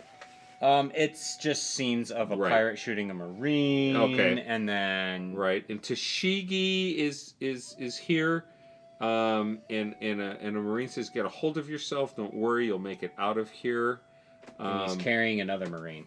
Yeah, and then we get someone saying, "Leave him. This battle isn't over." Right. Yep. Okay. An officer orders. I don't know if he's ordering Tashigi to leave him or somebody else. Kobe. I think it's he's ordering the guy behind Tashigi. I think he's ordering the guy behind Tashigi to drop his wounded comrade. I'm pretty sure that's what the chain is supposed to be. Who is this guy right here? I could not figure out. I know I've gotten his name before. I think he's one of the vice admirals. Yeah, he is. I don't remember his name, but yeah. He says, "Get the pirates, kill every last one of them." And Tashigi is thinking. No, that's Kobe speaking, sorry. That's still Kobe speaking. It doesn't have a thought bubble. It's just, you're getting shots of your human marines that are... He's talking over this, because it's... The voices in my head that just... Oh, maybe it's not. No, it's not. Maybe it is. Oh, no, it is. It's different text. My bad. Okay. Yeah, it is. So we get this. We get this. Get the pirates, kill every last one of them. And then here, we've got Tashigi. You're right, she is saying that. Right. They're still hot for blood. Winning the battle hasn't dampened their fighting spirit in the least. You get underneath that Smoker. Something's wrong. This isn't justice. Yeah. Okay. The orders are given to kill every last pirate. Tashigi notes that there's a bloodlust going on. Smoker says this isn't justice. Then we get, so let's go way back to chapter 212. Hey, how are you? He's upside down. Hi, buddy. I'm still here. He's hanging over Mom's arm like this. Yeah. Okay. Oh, there's a beautiful smile. Hi. Okay. So remember way back in 212, Smoker complaining about Tashigi, right? In chapter 98, he says, The woman is insufferable. This is absolutely hysterical. All right, she's an embarrassment to the Navy. Mm-hmm. But it was Tashigi who forbade anyone from arresting the Straw Hats, who lay exhausted from defeating Crocodile after saving Alabasta, because there's this whole sense of they were doing something right and good, and it would be wrong for them to arrest the Straw Hats when they're in a weakened state for doing good. It's also a fun parallel as you're going down this rabbit hole, because you go straight into Shishigi's panel of I forbid you to lay a finger on these pirates. Yeah. The Blackbeard, since we were talking about him, frees the former prison warden who killed prisoners for sport. Yes. How are the Marines any different at this point? The only difference is they're not doing it because they it's fun, let's just hunt them down. It's we're going to kill every last one of them. Yes. Not we're going to take them captive, we're going to accept surrenders, we're going to put them in prison. Right. It's kill them, slaughter them. Well, they're in an absolute bloodlust. Yep. Right? Okay. So, Tashigi, who asks Smoker for forgiveness because she gave aid to the pirates. Mm-hmm. Right? And we get this. Forgive me, I gave aid to the pirates. I let them go when I could have captured them. My actions were inexcusable. And he says, don't apologize. You followed your sense of justice, right? Mm-hmm. I never forgot this. No, you didn't. No. In fact, I was mad when they gave this conversation to Kobe in the live action. Yeah, actually. Because I think they cheated Smoker's character in the live action. I would agree with you. Right. It's very important to Smoker for his justice to be. Yep. With time running out, I could only help them. Justice demanded it. So we see Tashigi developing her sense of justice. So Hina is in this. Hina, who's turned out to be pretty powerless so far. She was there. She's been hinted at as being a powerful person, and she's really not so far. Kind of like on there with Smoker. Yeah. She was there. Okay. And so you were there. We get this whole bit about how the government wants to give Smoker and Tashigi medals for capturing Crocodile. Mm-hmm. And it's Smoker who says, we weren't the ones who defeated him. Didn't you get our report? And the response is, you're both being promoted one rank.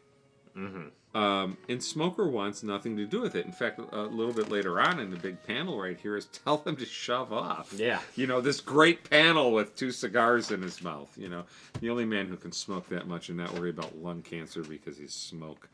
The interesting thing about that is Smoker says Crocodile and his gang were beaten by the Straw Hat Pirates. They fought their butts off. And Hina says, don't waste your breath, Smoker. The government doesn't want the truth to get out. Mm-hmm. And you immediately think of the video feeds being cut. Okay, so, it's right there. He's... Which is important because he's this panel that's still up on our... Yes. Which we will talk about. Because we kind of can't talk about this section without talking about that. So the government still doesn't. Here, however much time has passed later, and they get to this part, there's a huge effort to cut all video feeds. Mm-hmm. So that they could execute Ace early. That whole thing failed. Mm-hmm. But the fact that they tried reinforces Hina's statement. They really don't care about the truth. Nope. All right. This is where I wrote the note, One Piece has become my hobby, as I'm taping this into my notes. Right? Scrapbook. Yeah, really, it really is. So Tashigi and Smoker are now questioning their government even more. And so my question when I read this is, how will this play out in future arcs? These 2 characters are too important to lose through the course of the rest of the story. Mm-hmm. You don't invest this much time of planting all of this in to then just blow them off later. Yeah. So how will this affect the One Piece story? And then what will this look like the next time Tashigi comes face to face with Zoro? Because Tashigi's eyes are opening to a whole different right? And I'm not saying she'll become a pirate, Mm-hmm. but her position against Zoro in the you don't get to have that sword and I'm going to take that sword from you because you don't deserve it, and everything that goes along with their relationship. And of course, the whole thing that comes out in the manga early on is she's so much like his friend from childhood, whose name I can never remember, the one that died. Quina. Yeah. Yep. It's so much so that he's like screaming at her, "You remind me of her, go away," the whole bit. And I asked this note, will Zoro and Tashigi end up together? That could be a fun pairing. That could actually almost be a rewarding pairing. It could. You know? So. Before you do that, Yes. on your topic of them trying to cut the feed, Yes. gotta love Buggy. In his effort to get all the attention for himself, Oh, yeah. left one open. Yes. Just long enough for everyone who was receiving the broadcast to get Whitebeard's last words. Yes. Which I don't like it in this translation as much, but he obviously says the One Piece does exist, but in other way he says the One Piece is real, which I think just flows better, and it's more fun to say to other One Piece fans, the One Piece is real. But that's important. That's important. It's another legendary figure reaffirming to the world, yeah, it exists. Yes. Yes. Yes. People hunting for it are hunting for something legitimate. It's not a fairy tale. Yes. And if you're not going to listen to, I mean, if you Yes. ain't going to listen to Whitebeard, then you're not going to listen to anyone. But like, you saw a little bit of it in Jaya. Even other pirates don't believe in that sort of thing. You know, they doubted Luffy, they doubted the Golden Island, they doubt the One Piece. Yeah. You know, it's just a fairy tale. No, not if Whitebeard's saying it. It's important. It's important. In universe, that is huge. And it's something the government never would have wanted to have gotten out. Because that statement is almost as strong as Goldie Rogers' original statement on the execution platform. Go find it. Exactly. It is. Exactly. And you need that statement to kick off the second golden age of piracy, which is what we're heading into. Bing, bing, bing, bing, bing. Yes. Because they talk about it, Whitebeard's era, and Whitebeard's like, it's not my era. It's someone else's era. It's... Yes. Well, but even Shanks tells him it's someone else. I mean, Shanks has already acknowledged he's not even going to pursue it because there's somebody else that's going to. I love when you bring this up because I wouldn't have focused on that panel as much as you are right now. You're 100% correct on that, and my interests go... No, I know, but I'm really grateful. I'm really grateful that you brought that up because I see where you're going. Because this leads into the Kobe scene, this right? this goes right. So I into wanted to make sure we touched on that, just because you were talking about it's important to the government to have absolute control in this matter. Oh, and yes, they it didn't. is. And you know the story says that the Marines won, and yeah, if you're looking at it, yeah, technically they're the victors, quote unquote, because they got their goals. But I mean, their fortress was destroyed completely, just ruined. Everybody escaped. They lost, a ton of pirates escaped. A lot of Marine lives were lost. Yep. Blackbeard made them look like absolute children Yes. by manipulating the out of them. It's basically it basically was a lose-lose situation for everyone involved, except Blackbeard. Except Blackbeard. Blackbeard walked away from this whole thing with skip in his step. Oh yeah, he was happy. He was the victor. Yeah, he won. Yeah, he won. Yes, he was the chess master. Yes, Oh, okay. Two people won.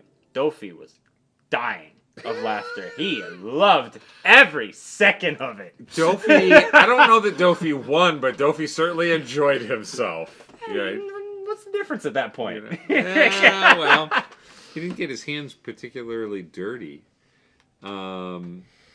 So here's the panel that I mentioned earlier, where you get this tiny little figure right here. Mm-hmm. I had to sit and stare at this to realize that was Kobe. Right there. Right. Okay. So I mean, that's enough. The big whoosh right there. You're right, and the shock lines going out here.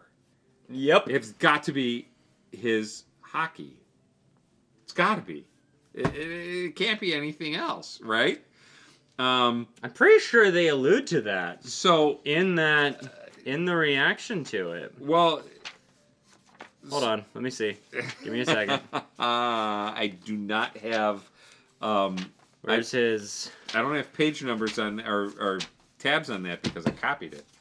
Yeah. Give me a second. Oh, I also like Crocodile taking a shot at Akainu. Crocodile's great. Crocodile is amazing in all of this.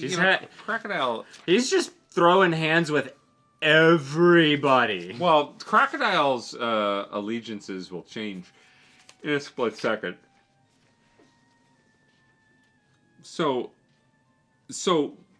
as you're looking for this, anyway, I don't see it. I wrote it as his burgeoning hockey momentarily halts the battle. Because he doesn't have full control over it. I think that this slipped out of him the same way it slipped out of Luffy. Right? But I asked the question... Good job.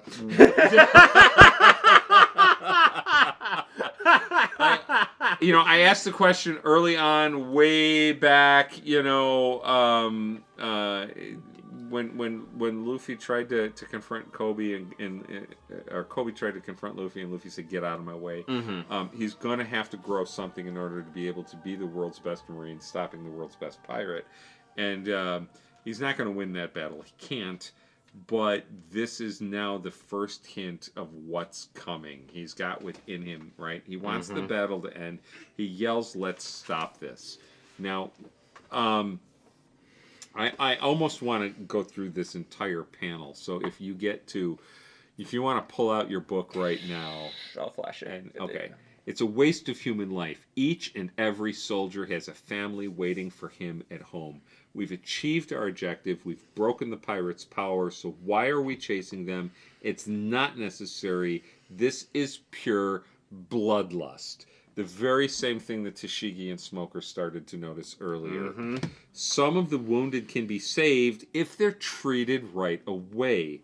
But we're consigning them to death and creating more casualties to boot. The soldiers who die from here on, they're just fools who will die for nothing, right? And he's right. Well, not only is he right, but I mean, imagine hearing these voices and then hearing them being snuffed out one by one. And if this is a burgeoning power, and I don't understand hockey yet, so I don't understand what power would create this and how it would work. But imagine if you could suddenly start to hear every living voice and then start to realize when they die. That would be really hard to mentally process, right? So how strong... Superman. It's a running Superman.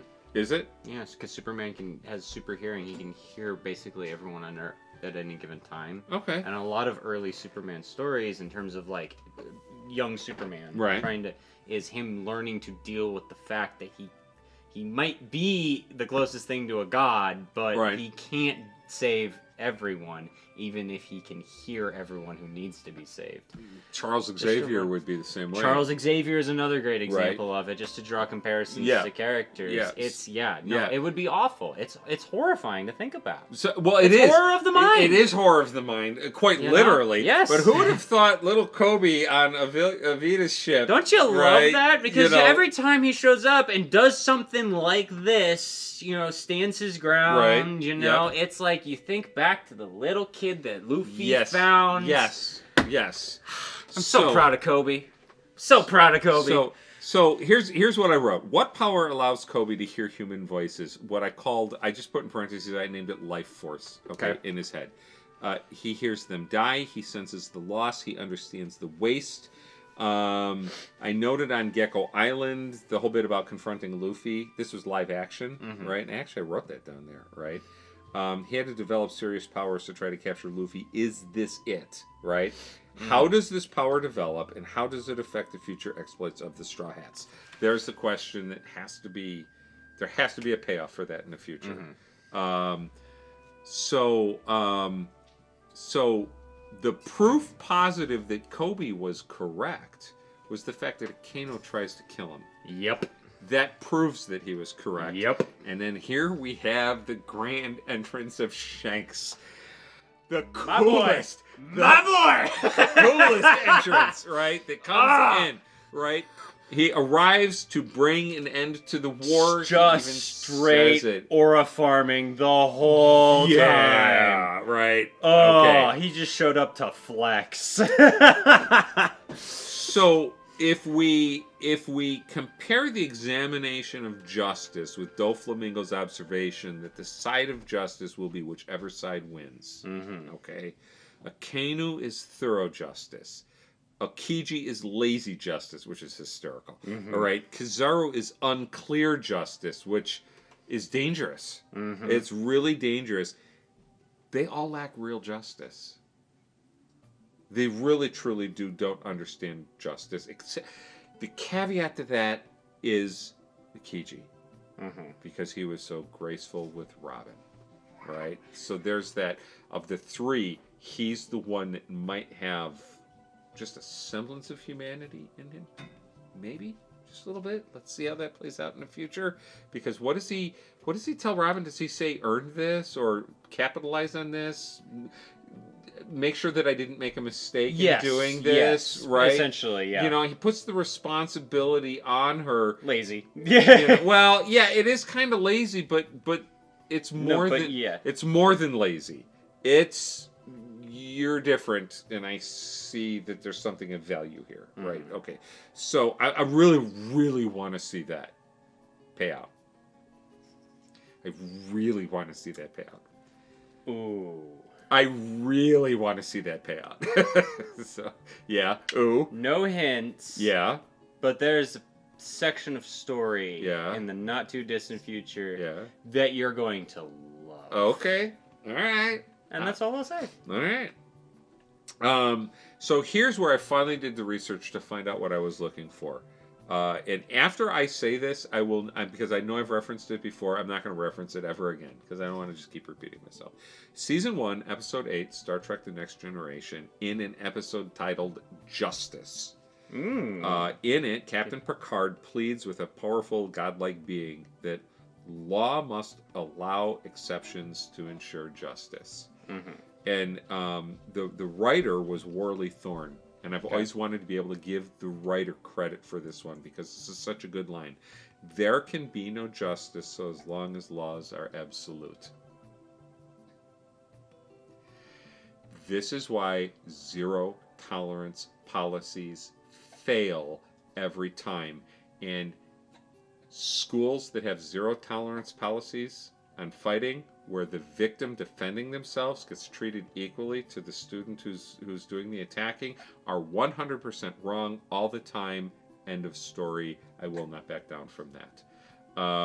So absolute, yeah. You could say Akainu thorough justice is absolute justice. Yeah. Wrong. It's a lack of justice. You do not do justice to people in that situation. Nope. Smoker knows this. Tashigi knows this. Kobe knows this. He may not be able to express it quite as clearly yet, but he knows this. The admirals, Akiji might. I wrote here, he was merciful towards Robin. Iva makes the statement in chapter 581, there's no justice in this world. I mean, from Iva's perspective, justice doesn't exist at all.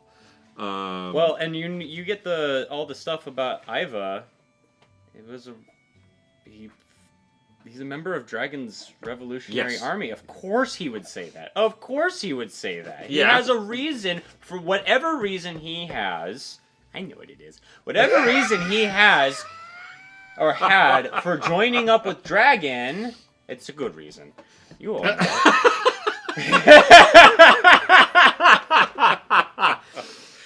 you have any idea what it feels like to be the only person not in on the joke? It's not even the joke is on you. That's the joke that you're not in on it. Yeah. But for him to say that, for a member of the Revolutionary Army to say that, of course that makes sense. Yep. They have to have a reason for joining the Revolutionary Army to begin with. Yep, you're right. You're right. So it's like, of course he said that. Of course he said there's no justice. That line came so late last night that I didn't explore it any deeper than writing it down. Yeah. Yeah. It was really late last night. Yeah. Shanks has a big ass ship. Yes, he does. He shows up. That is a big ship. Yeah. Oh my goodness. These do not do the scale. No, they do not do the scale at all. Justice. Because you see Shanks' ship show up and I'm like, holy cow, that's got to be a big. Oh yeah, they're big. Right there, they big. So, and I wrote here, okay, this is before, a couple pages later, he has a treasure map for Buggy.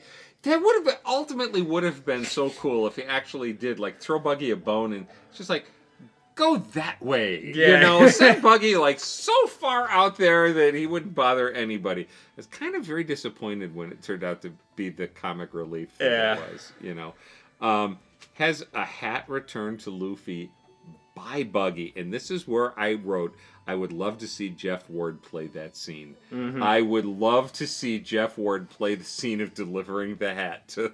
I like to see him play off Shanks' actor, because I liked Shanks' actor in the live action. Oh, Shanks' actor was fantastic. Oh, yeah. And I can't wait for him to show up for these types of scenes, too. This is so good. Because he's got that swagger that'll...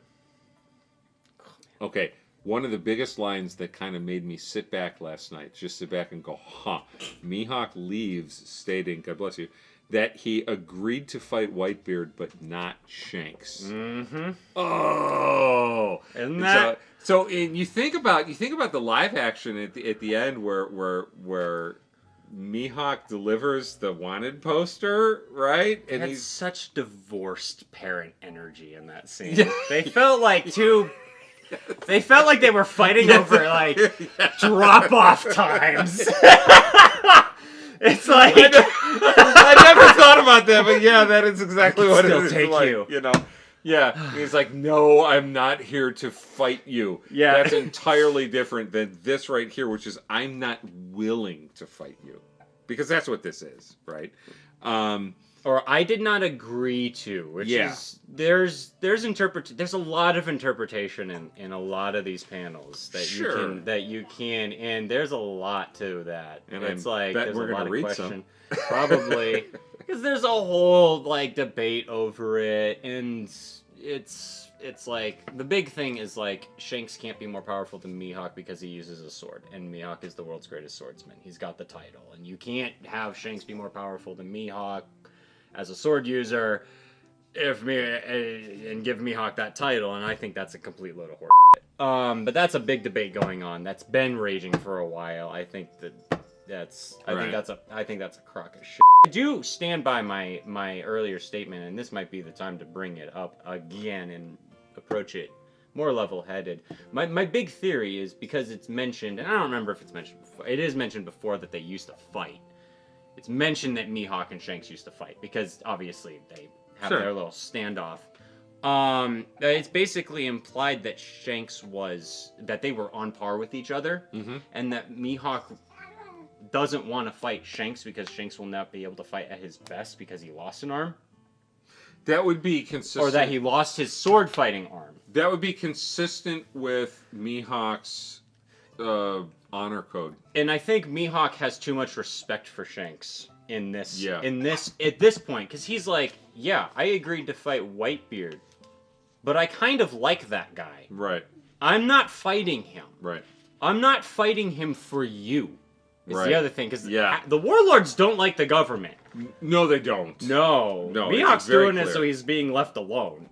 Well, they all do to a certain extent. Yeah, they all want to do their own thing. They all do it to be able to. I mean, Crocodile did it to expand his empire. So there's a lot to read into with Mihawk saying that. Because it's like, line. I don't want to fight him. I respect that guy. and I don't like you enough to fight him. Yeah. That's big. You know? That is big. It's like, could I do it? Absolutely. Will I do it? Will I do it? You. So we get Shanks talking to everybody. Even Sengoku agrees with Shanks' level-headedness. You know, give me Ace's body, give me Whitebeard's body. That answers that whole question about Gecko, right? Mm-hmm. You know, but as an intellectual exercise, it was a fun one. Yeah, that was a fun one. But you gotta love the scene of Shanks just telling them, and if any of you still want to fight, we're here.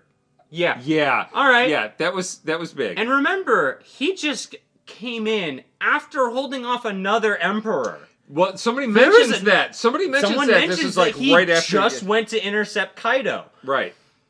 And it's like, there's 2 other emperors. Out and there. If Whitebeard and Shanks are the other 2, what are those 2 like? Right. And we see Brownbeard takes over Whitebeard's. There's a bunch. It's a bunch of pirates taking over his territory. It's free for all. Okay. Now I found it very interesting. We get a little bit of a panorama of different captains and their crews, and who was the captain, the chick that I made the comparison. Jory Bonnie, because she showed up in that little banner, right? Yeah, she did. The one, and I just kind of laughed. I'm like, oh my goodness, I'm still waiting to see how I eat crow on that one. Yeah. But Captain Hawkins says, no matter what I do, Straw Hat Luffy's survival rate won't go to 0. He's doing tarot. He's doing tarot, and he's trying to predict. And I'm like, nice foreshadowing. That's all that is, you know. The people think the Navy won. Mm-hmm. Hancock gives Luffy rest on the Island of Women. Mm-hmm. That's huge, but not unexpected, really. Not unexpected at this point. But that also means she's giving access to other people to the Island of Women. So, I mean, she's really changing up what the standard rule is there. So, I mean... And getting chewed out for it. Right. Gloriosa is like, you're already doing this. You can't go deliver like food to him. You can't go do this. Right. You have a position to keep. Right. You know, your island has rules. You can't bend them now just because you like this dude. Yeah, she can actually. I mean, she can, but like it's as her duty, you know. Right. But it's always good to have someone who disagrees with you to give counterbalance your choices. But it's also really funny. She's like, and then I'll go see him. Right. Teach takes 4 of the worst prisoners from Impel Down. No, I love it. He basically says, "You guys fight, and whoever wins, I'll take." Mm-hmm. Right. So ruthless. So he's got really, really dangerous people coming out with him, and the world government wants the incident in Impel Down covered up. So again, we get the cover up. Now, I found this very interesting because, of course, this killed one of my earlier things. Yes. Doflamingo's in the process of killing Gecko on orders from someone higher than Sengoku. Mm-hmm. Okay. Mm-hmm. Now, you see him in the process, but you don't actually see him succeed. Yes. Okay. So there's a couple rules at play here. Yes. It begs the question, did he succeed? Mm-hmm. If you don't see a body, are they really dead? That is true. So how is this? The golden rule of character deaths, right? Okay. You know. So how is that going to play out in the future? Does he really kill Gecko, which would not disappoint me in the slightest? I hate that character. I hate that character. Gecko can no longer be a warlord, so that's fine. Mm-hmm. My final thought on this section of this whole thing, there's something that I haven't written about. Okay. Right. Sengoku's devil fruit power turns him into Fat Albert. Buddha. Hey! I know. You're having fun now with me and all the gang. I'm fat. He's supposed to be a Buddha. Yeah, he don't look like it. I know. He looks like Fat Albert. Okay, right. This just transported me back to 70s Saturday morning cartoons. In the anime, he turns gold. Oh, that would make it. That would make it different. So, 2.5, 3 hours worth of notes and conversation coming up on 3. Yeah. If you are still The- with us, oh my goodness, are you a marathon runner? The things were gonna. I'm sure people did this in do this in Chunks? chunks, I would or certainly in a long car ride, or wherever you watch these long ass videos. I love the panel, and I know it's gonna come up in power panels, partially because even in death, even with half his face gone, he would never fall. He will be remembered as a monster for the way he destroyed his enemies that day. In this battle alone, he suffered 267 sword wounds, was struck by 152 bullets, and 46 cannon blasts, and yet neither that mighty body nor his pirate's pride suffered even one coward's wound. He had no scars on his back when he died. Yes. What a fucking way to end a character. Yes. Oh man, the hype built around Whitebeard and the payoff was perfect. What a legend. And it really goes to show, again, this is Oda firing on all cylinders. Yes. Oda managed to make me feel for Oars. Yes. To understand why he's so desperate to get to Ace. Ace did so much for him. You know, gave him this hat that fixed half his problems, was so kind to this giant, fearsome...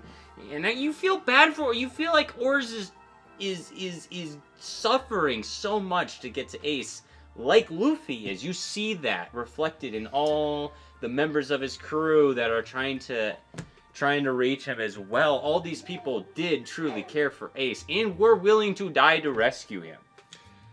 I just had a character thought in comparison to Oars Jr., but it doesn't it's not a one-on-one comparison.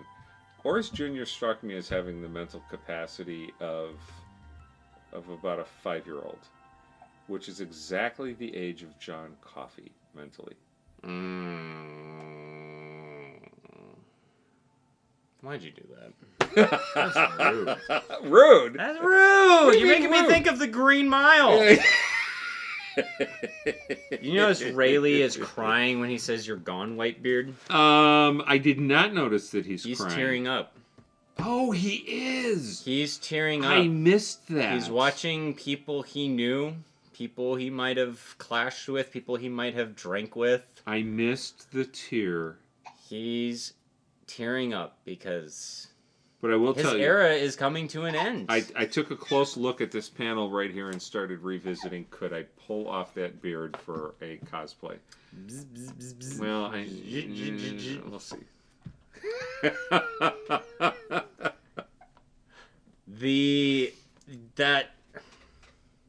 And he's got a reputation too. I know, and I'm waiting to get more of him. I'm hoping we get more of him. Yep. He is so adorably cute down there. Where is the Law? Says you talked about Law when he came in, and there's another really cool thing that Law does / says. Just something I'm going to point out. Also, Jinbei, the goat.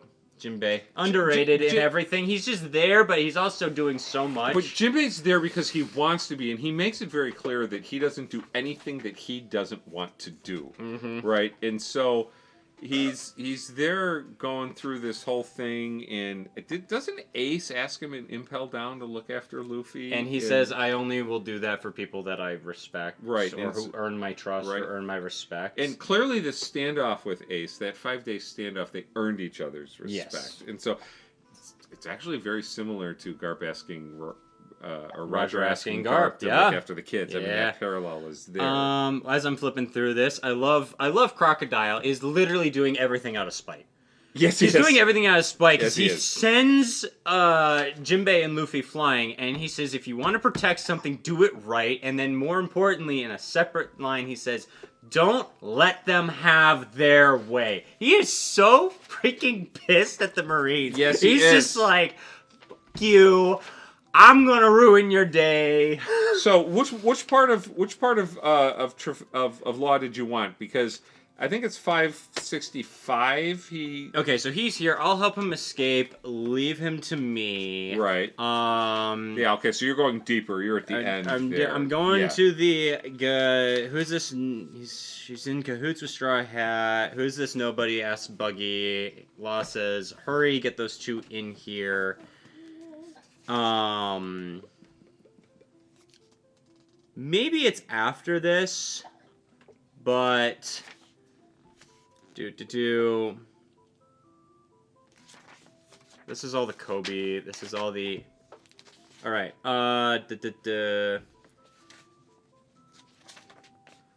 It's Kizaru. All right. I'll leave the rest to you, whoever you are. Good luck with that. Catch some Jean Bart dive.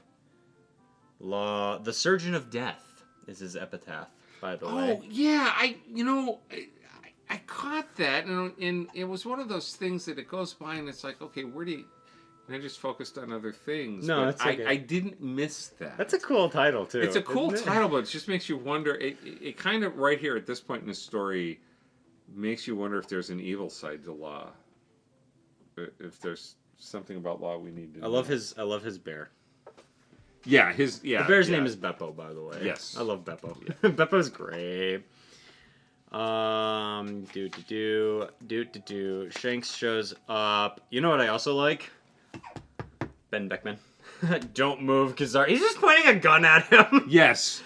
Yeah. Whoa. Well, Ben Beckman. Okay, wait. So, yeah, you get that. When, of course, here's one of those things. Another one where you can't tell if he's being serious or not, but no, he's got to be being serious because he's so casual with this, right? He's serious, but like, right? Who's threatening?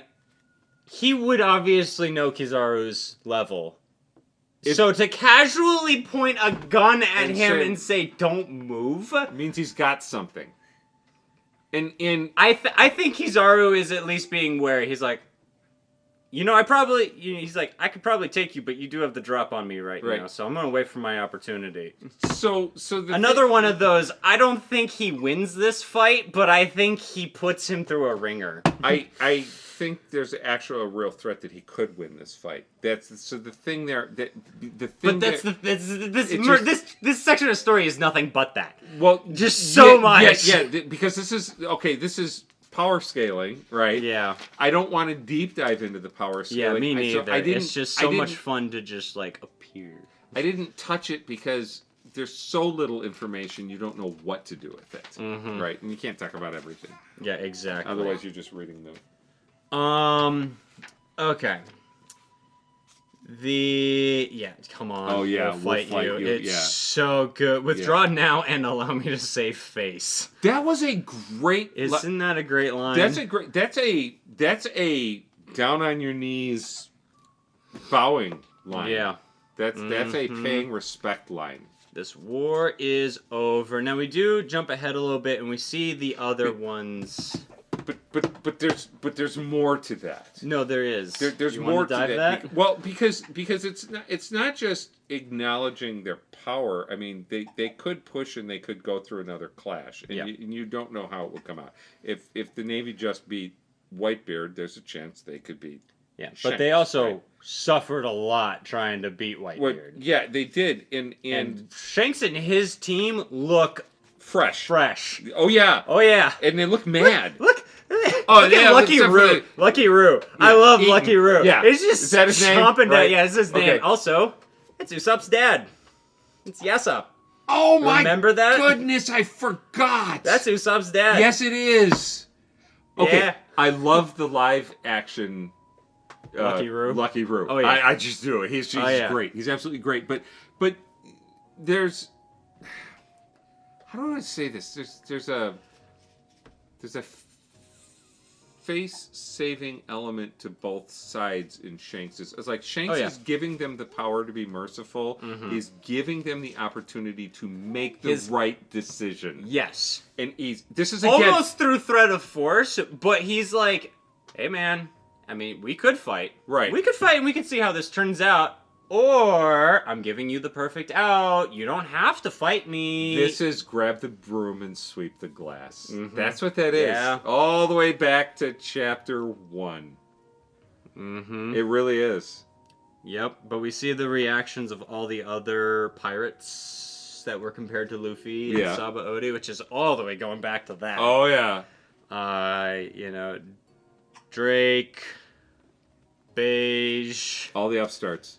all the upstarts, It's Rouge, it's- Scratchman of Pooh, Bonnie. Weird to think of Luffy as an upstart, but he really is an upstart, Mhm. right? Especially at the end of this. Oh yeah. How Right. far did we decide to go? We didn't we 581 we said, We right? said end of 581 because 582 starts the feed in. We're gonna do an entire video on just Okay, the so this is 582. backstory. So this is 581. This is where Right. we're at. So Law comes out. Can't guarantee he'll survive. Right. I'm still looking for this one thing if I can see. Yeah, that's where Ivankov says there's no justice in this world. After Yes. saying, but Ace died right before his eyes. It's no wonder his mind and spirit were crushed under the weight of it all. Yes.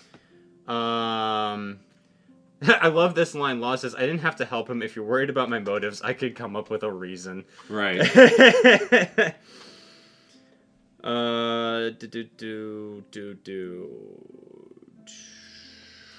Man, does he mention it now or does he mention it in the next? Because I remember reading something about that Law says that was very, very interesting to me. There's your, nope, someone even higher up. Yes. Yep. Yes. It was not in this section. All right, Yeah. so we'll Okay. revisit that concept later since I don't see it in this section of story. It might be in the next following chapter, but yeah. Oh my gosh. So It is such this is an amazing piece of writing right there. Oh yeah. Yeah. Now, so just a little bit of inside baseball. We always do this just a little bit. When we first talked about doing this entire arc, Noah asked me when I finished reading to go through 594, which was the end of the backstory of Luffy and Ace. Oh yeah. And emotionally, I was so wiped at the end of Paramount War that I read that whole backstory and I hated it. Mm-hmm. I hated it. I was angry. Mm-hmm. I was angry through the whole thing. I was disappointed through the whole thing. I Mm-hmm. was disappointed with Luffy's character that showed through all of that. I was just, I wished I hadn't read it. It Okay. was almost like a gigantic spoiler for me. And I said, okay. So I went back and I told you we're not going to cover that. We're going to do that in a Yeah. separate arc because I need to go back and reread that now that I've had about 2 months from when I first read it. Yeah. I need to go back and read that with a fresh set of eyes. Uh-huh. And I need to go back and give that a fair reading because emotionally I was not prepared for that arc. Mm-hmm. There's a decent Yeah. That's fair. Yeah. But in that arc I saw the seeds of someone in the future. I came up with their friend. That trio had the friend. I can't remember his name right now. And I said, oh my God, we're going to meet him as an adult. He didn't die. It was obvious he didn't die. What the heck is his name? Sabo. I watched that whole thing. I read it, and I just went, he didn't die. We're going to meet him as an adult. This is going to be like the world's greatest reunion between the two of them. Let's just hope that they're friends and not enemies, you know? Or if there's a misunderstanding, they work it out, and they, you know? And I mean, I think that might be the only thing, but I was still kind of emotionally flat through the whole thing, so when I read that, I think I was a little more cynical. Yeah. To be fair, you get very cynical after reading Marineford. Well, I just, you know... You know, because it's like the big... It's really... Because after every big, like, emotional, like, moment that really grabs you by the heart, like, heart and Yes. tightens, you usually get the levity at the end. There's no levity here. No, very little. No. You have to really look for the You get tiny some, ones. You get hidden some in there. hype moments with Shanks showing Right. up because Yep. it's a roller coaster. You're Yes. going like, this is so hype, and then oh Right. crap, this is so bad, and then Right. oh, this is so hype, and then oh no, and then yay, he freed him, and then and then oh, Kobe, yes, my king, and then Shanks shows up, and you're like, yes, and then you get to the end and you realize that, oh crap, Luffy. Because you kind of forget about him for a second there, and then you get brought back to like seeing Luffy at the end of this whole thing. You're like destroyed. Oh, no. Just destroyed. Well, but I've warned. I give you this the final home run shot. Yeah. You know, so that alone would probably destroy the average person. You know, for me, physically, the theme of justice and what is justice was the major theme in this whole arc. Mm-hmm. The continuing theme of freedom and what does it mean to be free and how do we battle. Yeah. You know, there's so much going on, but I tell you, I enjoyed this arc so much better studying it the second time through. I believe that. Than I did the first reading, and it was fantastic. And oh yeah. So I woke up this morning. Mm-hmm. I didn't know how the day was going to play out. Yesterday I applied for a teaching job. Partway through this morning, as I was on the road, I got a phone call from a principal of a school. Said, "Hey, I got your resume," which I sent out yesterday. Mm-hmm. "Can we interview?" And I said, "Yeah, I would love to." She said, "Are you free today?" And I said, yes. And so we set an appointment for this afternoon. I went into an hour and 15-minute teaching interview, which was the first one I've had in over 30 years. And it was a panel interview, which means there was 4 people in the room. And I went in and I sat down and I started talking. And an hour after the interview ended, I was offered a job, which I have accepted. I was hyped beyond belief. I was so geeked up when I got here today. I didn't know what to do with myself. Now we've been talking for 3 hours, and you ready to let other people talk for a little bit? I'm shot. You ready to let other people talk? I've let you talk. We are ready. I've let you talk. Not me. Not me. Oh, you mean? Yeah. From the audience, Go. It's power panels. So we're doing it a little bit differently this time. Okay. All right. So as I looked through, we had like 50 power panel submissions. Whoa. Now some of those were from previous right. that we can't cover yet. Right. So here's the deal. When I went through this, I was looking for a lot of Marineford, and I picked a few that were from the past, that were from previous arcs. But my heavy focus was Marineford for this one, so as to not do like 30 freaking power panel entries. So I'm going to, if you have submitted something that is from a previously covered arc, it may or may not get brought up in current day videos. It will eventually get covered. I do save the ones that I don't put in the document immediately, because I do have a running document of the power panels and the responses, and I am saving it. Separate from the questionnaire. Link in the description, so if you want to more likely guarantee a shout out immediately, make it to the relevant arc that is coming out, that we are currently on. So for Marineford, we're going to start from Flip Flop Spicy Legs. It's even in death. Oh, okay. All the wounds, right. All the scars on his body, not one coward's wound. Flip Flop Spicy Legs says, last panel from chapter 576. There are so many incredible scenes from this saga, but Whitebeard's last words in this panel, cinema. Pure cinema. Okay, that's a great username. Flip Flop Spicy Legs. The next entry, we had no name for it, but it is Luffy landing in front of the 3 admirals with the mast of the ship. Yes. They say this is from chapter 565. I'm sure you already got the submission, but I wanted to make sure it was included. Nothing screams power to me more than Luffy standing fearlessly toe-to-toe with the 3 admirals and the fleet admiral in the background, ready to fight through them all to get to Ace. Yes. Oznek_M, and this is the Frankie, this is jumping backwards, it's never a crime just to exist.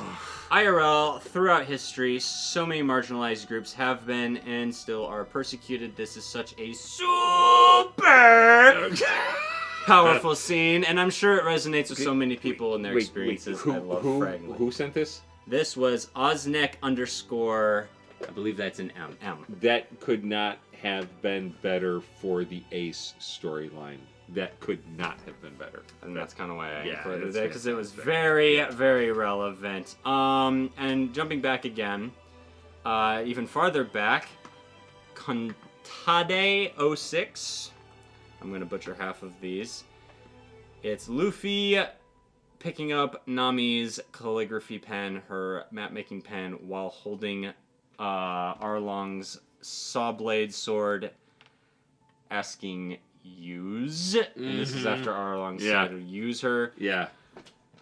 They say this panel truly encapsulates how much Luffy's crew means to him. They're not his underlings, they're not his tools, they're his Nakama, and the mere thought of someone using their Nakama as disposable tools is utterly disgusting to him. Yeah. Oh, that's good. That's well written. What that's do well the said. Marines do with their men? Use them as and just, yeah. Same user, also from Arlong. It's the aftermath after Luffy axes Arlong Park. This panel has always been one of my favorites. In one single panel, without even showing Luffy's face, Oda manages to convey the incredible love and care Luffy has for his crew. The fact that he is willing to go this far, to be this injured, and put his life on the line for someone he's known for only a few days really shows what kind of person he truly is. Yeah. Good. Sensing the pattern that I'm choosing these in? Yeah. And the last one I think I chose from this same user, Kontade. I hope I'm saying, I don't know. It's a YouTube username, and it's Ace. And they say it's over as Ace lies there on the ground in his final moments. His life flashes before his eyes. This is gonna be hard, I can tell. And for the first time in his whole life, he finally realized what everyone else knew all along. He did deserve to be born. He was loved and cherished, and for the first time in his life, he was truly happy. That is a brutal way of describing that panel. I love it. Also, I hate you for saying it.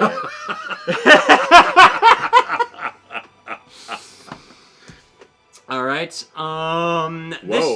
This user,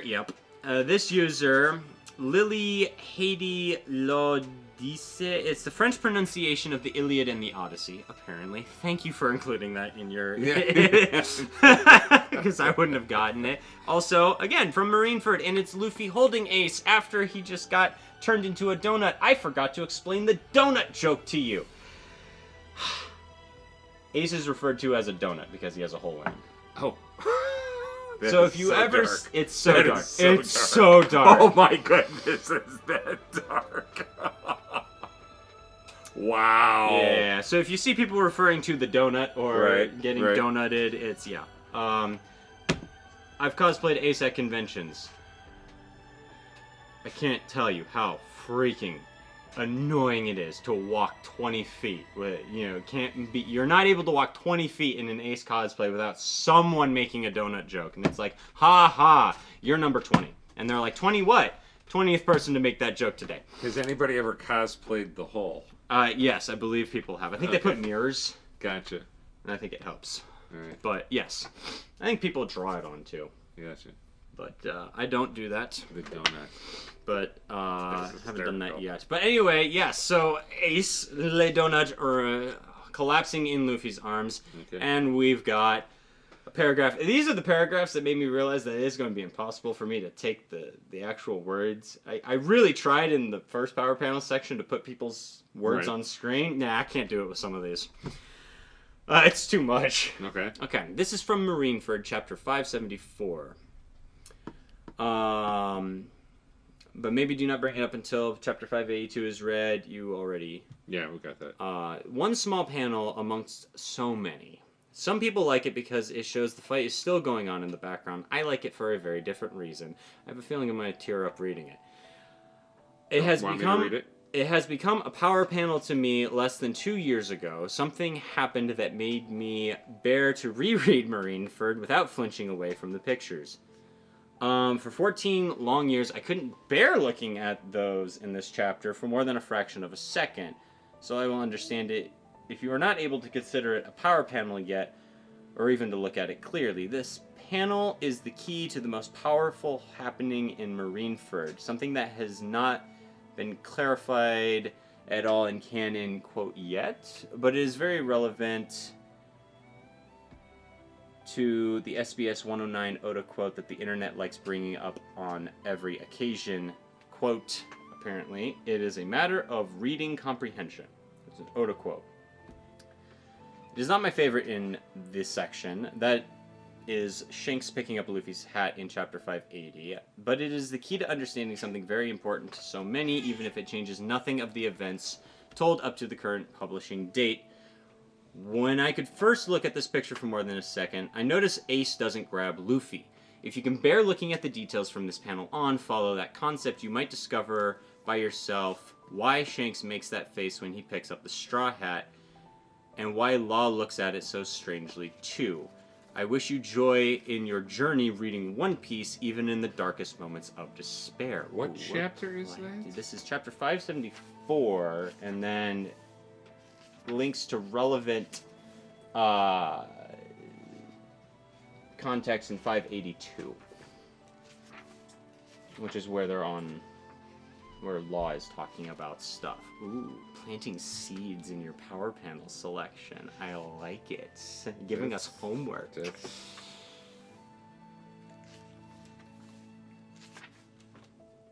Keep going. I'll find it. And oh, that's 574. Is it?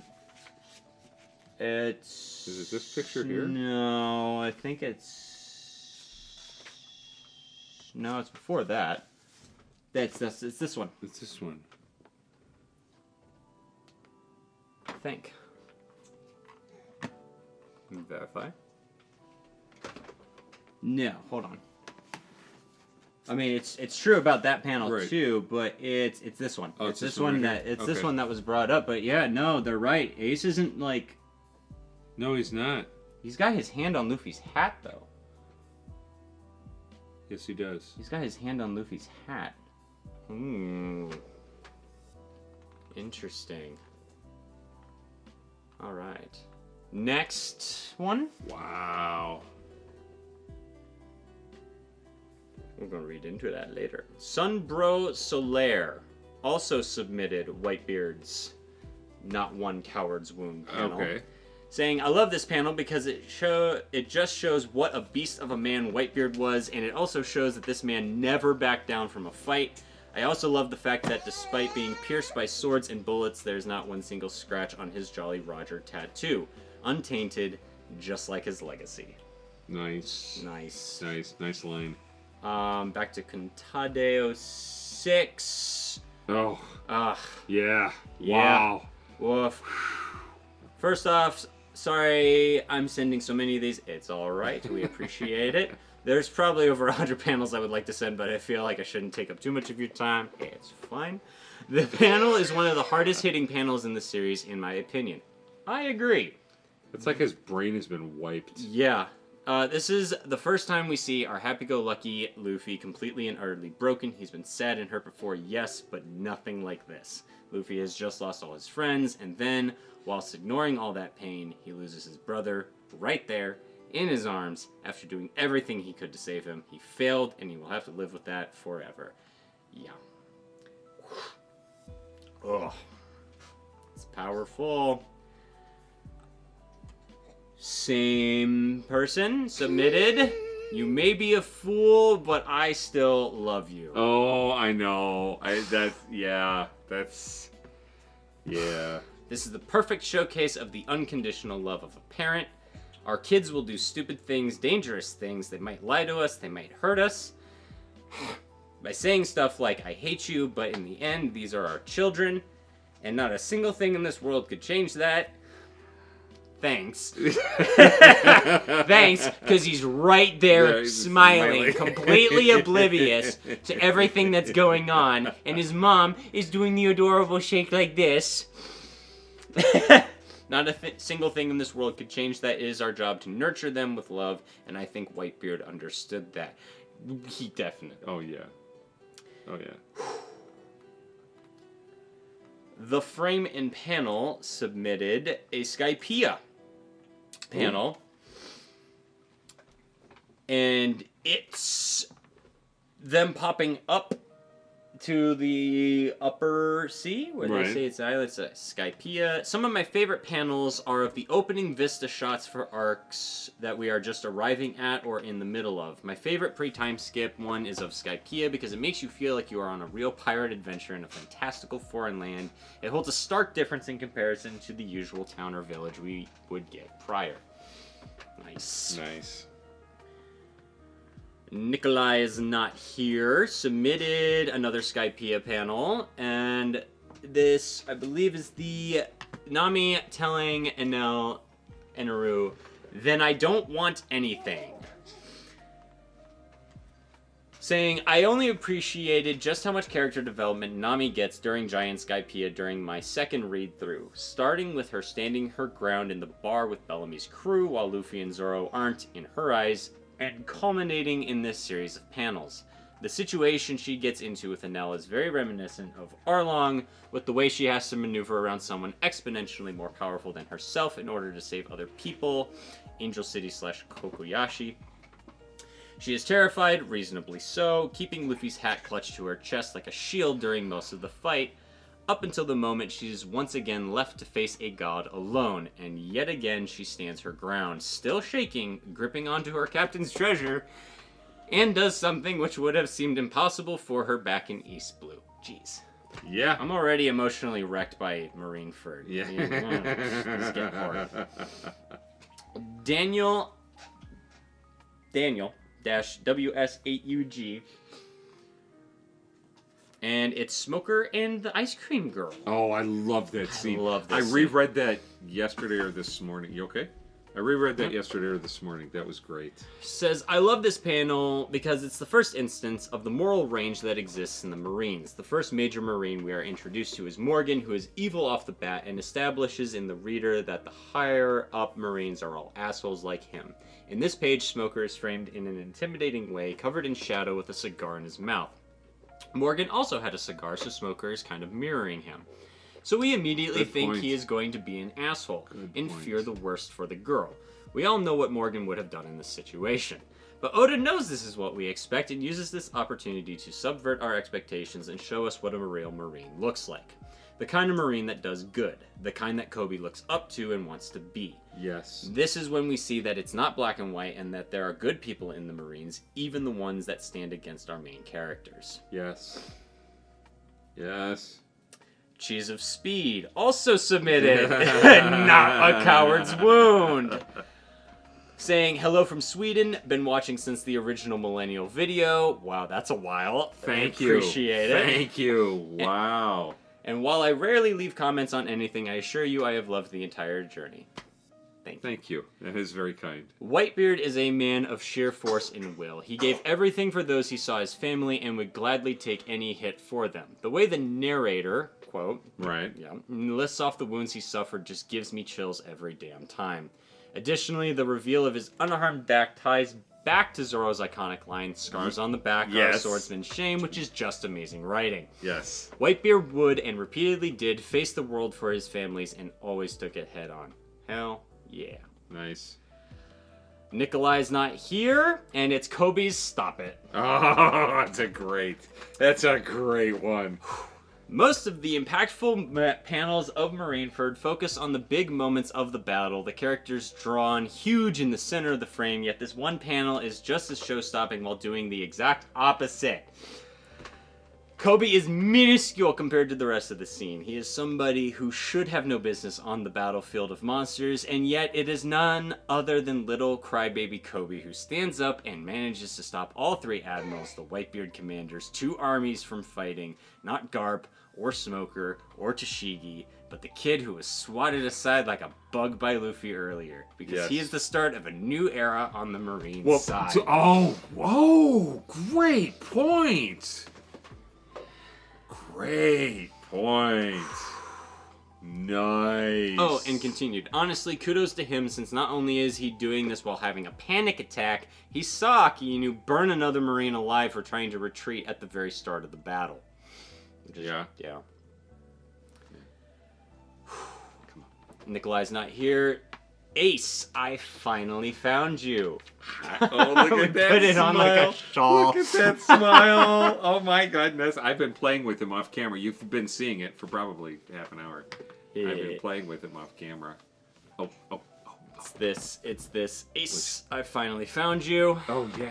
There are so many good moments in this arc, but this is the first one that made me pause while reading it. The last time Luffy and Ace saw each other in Alabasta, Ace promised Luffy that they'd see each other at the Pirate Summit, but on opposing sides. And that is exactly what happened, albeit in a very different manner than what Ace intended. The panel at the top right has them posed at the same height, and they're both fully focused on each other. Ace is terrified knowing his brother and the level of the battle ahead, while Luffy, exhausted and battered, is only glad to see him and to have the chance to save his brother, uncaring of the consequence. You know, did Ace have an idea of how overwhelmed Luffy was? Ace had no way... Well, no, Ace had no way of knowing that Luffy went through Impel Down. No way of knowing. This is going to be really fun to try to blur out later. Oh, Premiere yeah. keeps changing my blur options. I don't know. He might turn his head too far. Look, he just turned his head. His eyes are visible. His face is getting visible. No, it won't be. It was. I saw Was it. it? Oh, Yeah, okay. it's Sorry. okay. It's okay. I'll blur it. Sorry. I waited till the very end. All right. This was submitted by Terry. I love that. Terry. Thanks, Hi, Terry. This one is heartbreaking. Ace's sad crying frown turns to the smile right before he falls out of Luffy's arms and dies. Ugh. Ah. I love this series of 3 understated panels that directly follow the iconic "Thank you for loving me." The way Ace's final expression changes in his final moments speaks volumes. Yeah? You agree? You agree with that, don't you? Yeah. The storm of emotions raging inside him finally gives way to peace. It's also amazing how these facial expressions mirror the charms on Ace's hat with the frown and the smile. I've always loved that little parallel. Ace's final moments are tragic. Very. And that is going to be this section of Power Panels, but before we go, I have one more surprise for you, because this was a surprise for me. Really? And it was submitted through the Power Panels situation, but I decided I'm going to have to save it for last. Oh no. So, Wait, hang on. alright? Hang on. Alright. So, submitted through the Power Panels document, Vincent Price sent this photo in. And this is, I think, where we've officially made it in YouTube. Oh my goodness! Thank you so much. You guys are- you're still reading it? I'm finished reading it.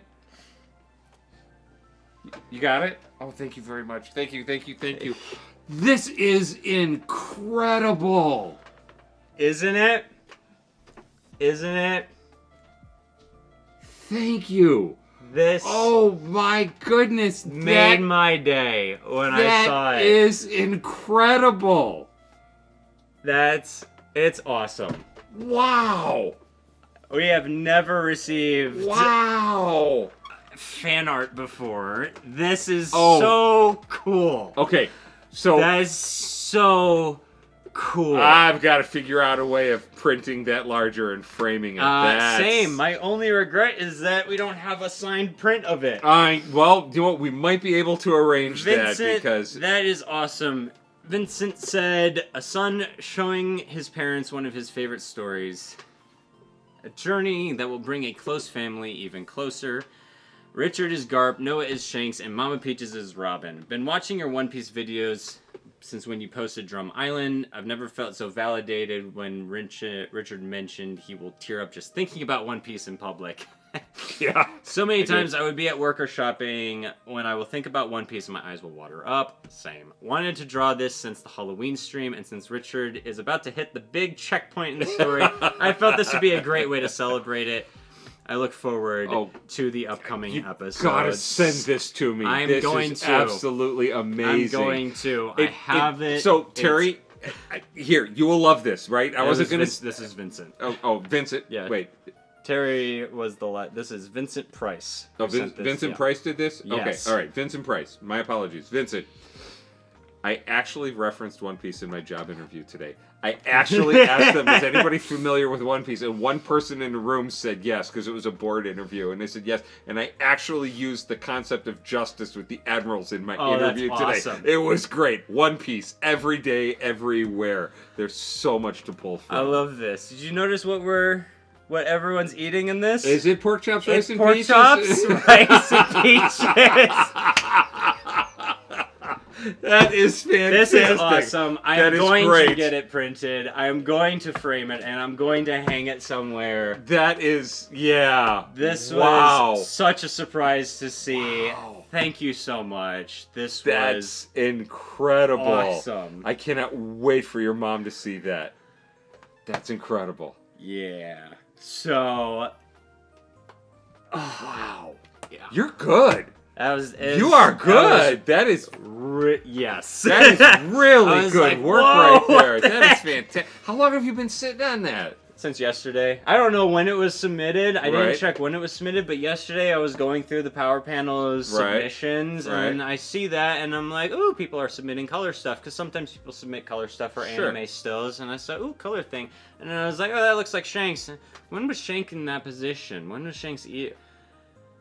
Hold on, that looks like our... Oh my god! It was really cool. But yeah, I was like, oh man, I gotta tell Dad. And I was like, wait, this is best saved for the video. That is fantastic. What a great way to end this video. Yeah, that is fantastic. Figured. Thank you very much. Thank you so much. Wow. And wow. That was Marineford. That's Marineford. I feel like I've run a marathon today. I feel similarly. Yeah. I feel similarly. Yep. So now it's your turn. The comments are down below. Thank you if you have lasted this long, and if it took you, 4 sections to do it, that's great, Mm-hmm. And if you have made it this long, and you like what you see here, and you like the journey, if you consider hitting that subscribe button so that you'll figure out when all the other ones are coming. Right.